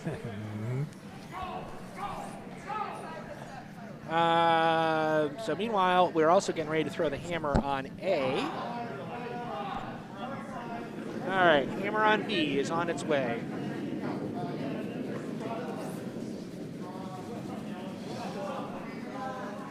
Mayfield curling skipped Paul Buzzard, throwing his hammer shot, working his way in. He's just looking for a draw to get the 1. Looks good. He's certainly got no problems with guards. Unless it goes too far. It's going too far. Stop. It is. Whoa.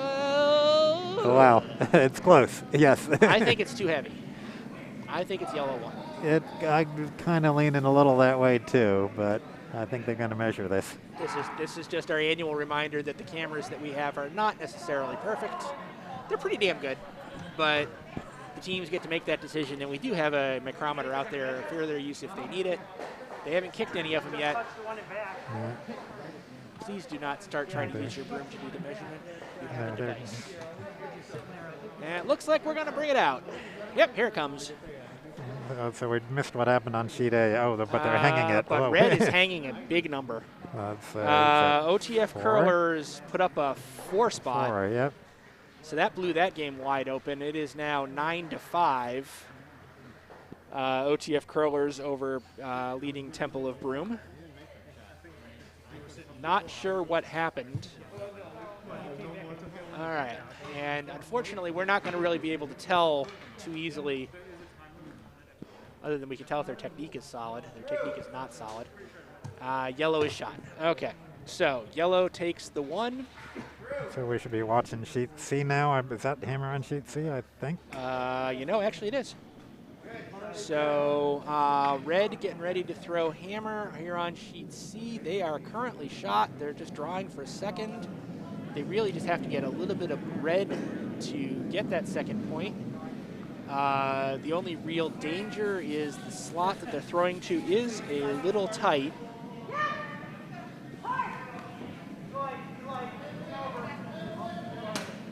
Apparently concerned about the line because the sweepers got called on. I'm concerned that they might end up giving it too much steam as a result. I almost feel like maybe you let that slide and do a little bit of rub. And they got the luck. They got the rub lucky they needed. bounce. Yep. Rubbin's racing, and in this case, 2 red, Yep. which puts 7-3. them up 7-3. Going into they're end behind, so they're just going into the 7th, and they're on time, so they'll get to throw 8 if they. Okay. They'll get to throw 8 because it's N+1, right?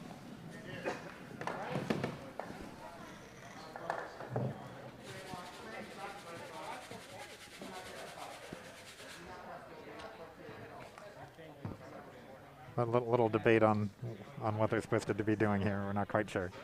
Yeah, so we're not 100% sure if there's 5 minutes and 37 seconds left on the clock at this point. No question whatsoever for A or B. They're already on their 8th end. They're fine. And the game on D is progressing nicely through the 7th, so they're not a problem there. The game on sheet C, we are not sure if they're going to get to play all 8 ends or not. They're only going to be in the middle of the 7th end when the clock expires.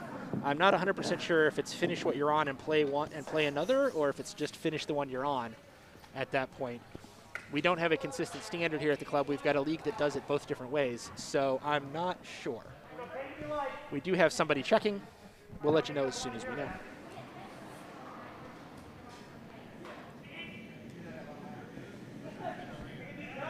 There's the end.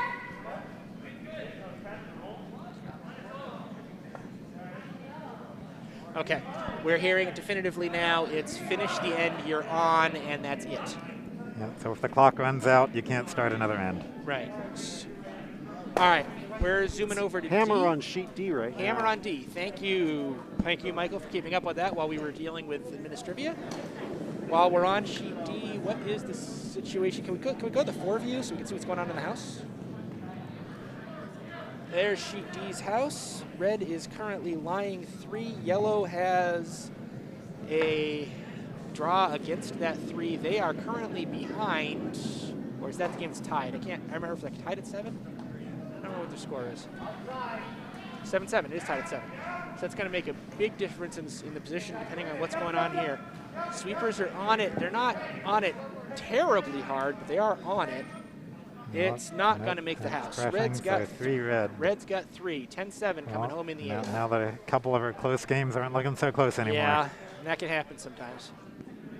And actually, depending on how this 7th end goes on sheet C, the fact that they're not playing an 8th end might not be all that relevant. So we're going to come back to sheet B for 2 reasons. One, it's the closest of the 4 games. B, it's furthest along, I believe. And C, it is our official feature sheet. So. Yes, and C, it's our official sheet. So you put it all together, and let's talk about B. We are in the 8th end. Mayfield curling, throwing red stones. Sheets and Giggles from Buffalo throwing yellow stones.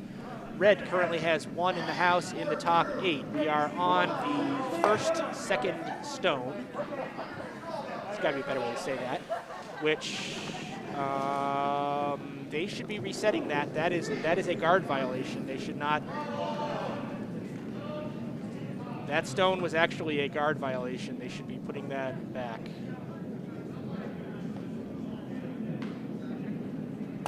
I just noticed it, so I guess it doesn't. So it's not going to happen. Yep. That was a guard peel on the 5th stone of the end. That should have been all reset, but they've proceeded. So this is not too late now. Can't do anything about it. Not an officiated spiel. So there you go. Red has 1 in the house, drawing a 2nd one in behind the cover.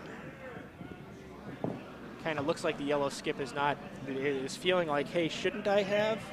They can knock their own guards. Was that yellow that knocked their own guard? You're absolutely correct. Thank you very much. That is what yellow split their own guard. You're right. I missed that part.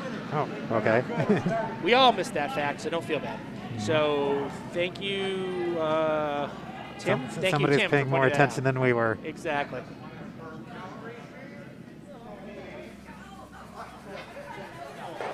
And why are we not doing anything here right now? What are they? Both skips are standing here having a coffee clatch about something. We're not sure what they're discussing. What they're discussing is that a player had to come. Okay. There's your problem. Missing the delivery person. Waiting for delivery? Is that what he said? Yeah. Yeah. Thank you for the clarification, Tim. The point we missed was we didn't catch that it was a yellow stone or moving a yellow stone. I just saw a yellow stone moving and said, hey, that's the 5th stone. Didn't catch that it was a yellow stone hitting a yellow stone. All right, we are moving on. Yellow 2nd, Nick Stachura throwing his 2nd stone of the end. He's being asked to hit and replace, or hit and roll rather. He's spinning kind of wide. I think it's a clean miss. I think he flashed it. Yep, it's a clean miss, unfortunately. Through the house. All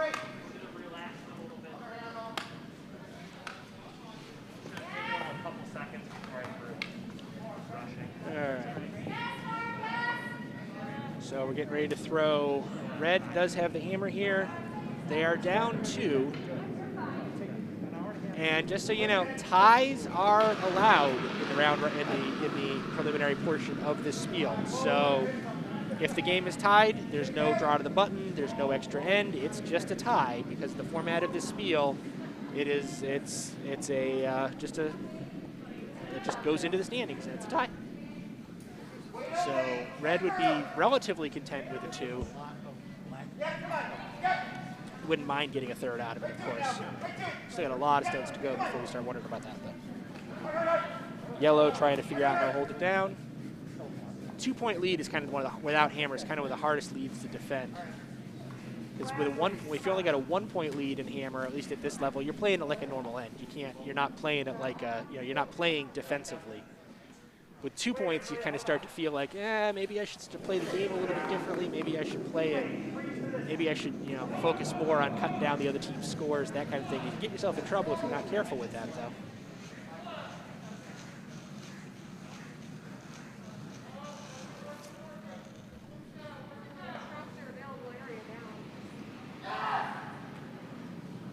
So he's calling to hit the centerist redstone, which is undoubtedly the correct play.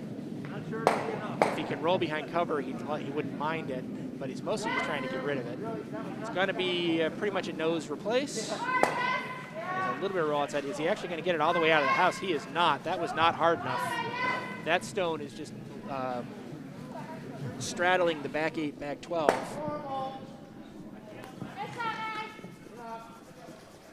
So yellow is probably currently shot, but it's wide open and simple hit to be lying for red. Oh, Skip calls the sweepers on that almost immediately, so he's not completely thrilled with the stone that Hilary Peterson threw there. He's concerned about the line. I think they managed to hold the excellent sweeping, managed to hold it. And it works. That works out just perfectly. Well, good, smart, fast call from the Skip there. One stone in each quadrant. That's I don't know if I've ever seen that before. That is. And it's very perplexing for the opposing Skip because you got to try to figure out how do I make it. I mean, he's got one advantage here, which is he only has to keep the other team 2-1. He can give up a 1, and that's perfectly fine. So what looks like he's trying to play is he's choosing to freeze to. It's not the current shot stone, it's the current second shot stone, but freezing to it will result in the yellow stone being shot.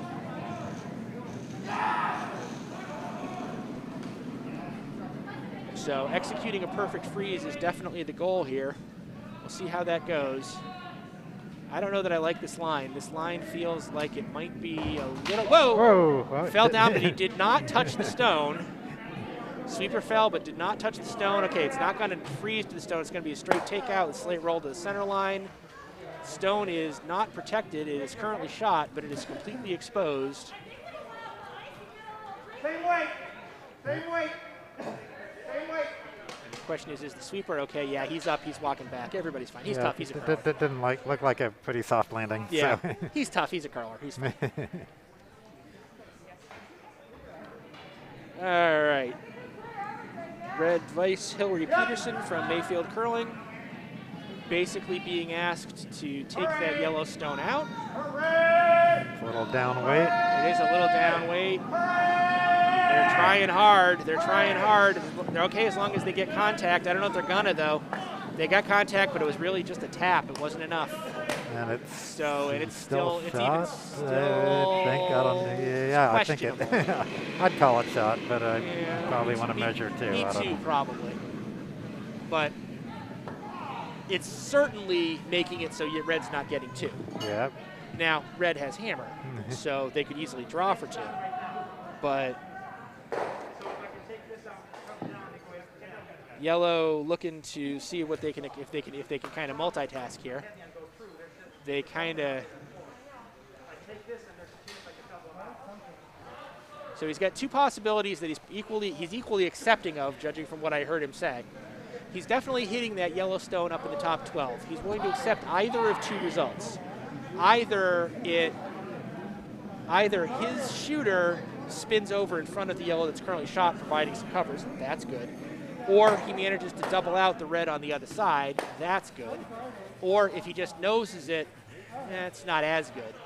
But at least takes a red out of the game. And when you're up by 2, removing a stone is never a sin.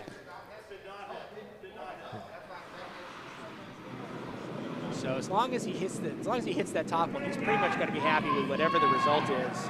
I guess other than maybe jamming on his own. That's really curl. No, that's not going to hit the top one. That's a lot of curl. He's going to rub off his own high guard. All right, let's see shenanigans here because it's going to go and it's going to pop that red, but it's not going to hit it hard enough to make a difference. Well, actually, it does make a difference. think that red is now shot. Yeah, I think so. Red is now lying 1-2, in my opinion. I believe the red that's on the right side of the 8-foot is shot. The red that's on the left side of the 8-foot, I'm sorry, I take that back. Left side of the 8-foot is shot. Red on the right side is second shot. I think that yellow is third. If they take out the yellow, it won't be relevant who's shot. You have a compelling counter argument to all that difficulty explanation that I was doing there.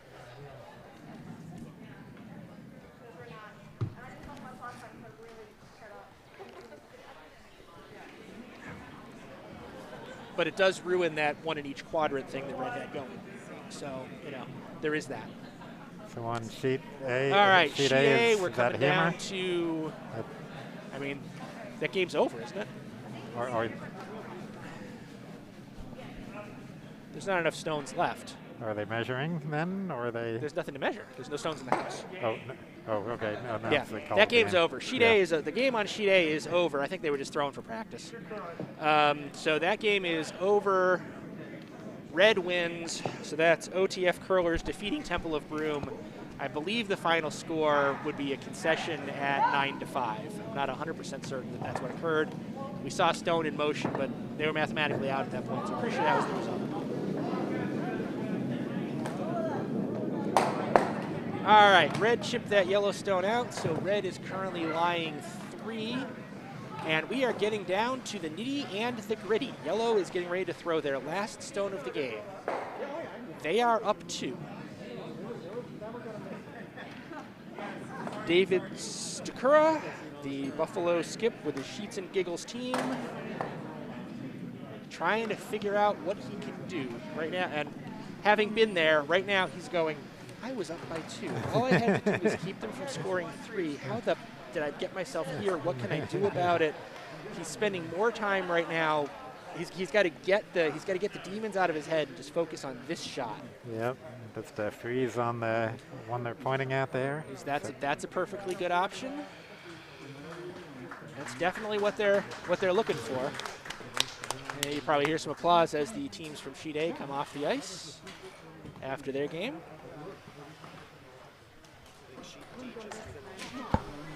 I think Sheet D is done also. I think they've conceded in the last round. So they probably ran out of material over there. So the game on Sheet D, Delta, results in Team Jams defeating Team Brady by a 10-7 score, running out of material at the end. Both of these games remaining on B and C are actually going to come down to the end at the same point. Just one's playing the 7th end, one's playing the 8th.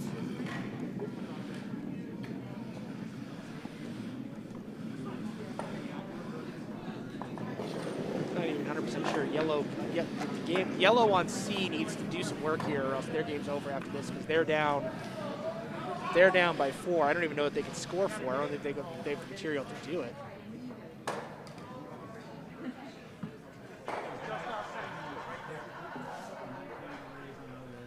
Yeah, so that game is over. They just don't know it. They just haven't declared it yet.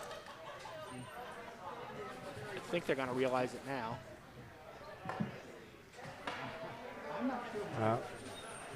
The arena ice will probably just want to keep throwing rocks. Well, but red's not going to care as much. Yeah.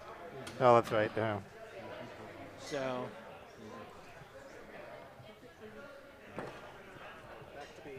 This, of course, assumes that they understand that they're done. Yeah, okay, there you go. They're shaking on C.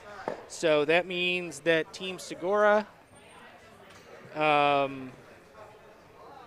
defeated Orange Blossoms, final score of 7-3. And now we get down to just Sheet B, our feature sheet, conveniently enough. Yellow skip. David Stachura, Sheets and Giggles, trying to put his last stone somewhere that's going to cut red down or possibly be line shot. Okay, the shot they ultimately decided on is they're going to take out this one shot that's in the back 8 and try to roll behind the cover. Sweepers are on it hard. They're going to get the hit, but what are they going to do with the roll? It's going to roll. It's too far out. Is it even completely out? Yeah, it's completely out. It's still in play, but it's completely out of the rings. So now it's tie, effectively. Yep, exactly. So Mayfield Curling Club He's got he's got a Skip's nightmare shot. All you need to do is draw to the paint to win. And he even got a little bit of yellow backing there. Even got a little bit of yellow backing there, But although not with the gonna curl, use it. not with the curl that he's taking. So for those of you who are remember Miller Lite commercials from way back in the day, all we need is one pin, Rodney. I mean, they kind of got their own for backing there if it curls a bunch. But So he's got 6 foot or 12 foot diameter circle. Yeah. Little over 18 square feet of actually Oh, 90 some square feet of possibility. Never thought how many square feet was in a curling circle before. Pi r squared. So let's see, 6 squared, 36 times 314, about 110 square feet of paint that all he has to do is get one sliver of his stone into to get the win. Stone is on the way.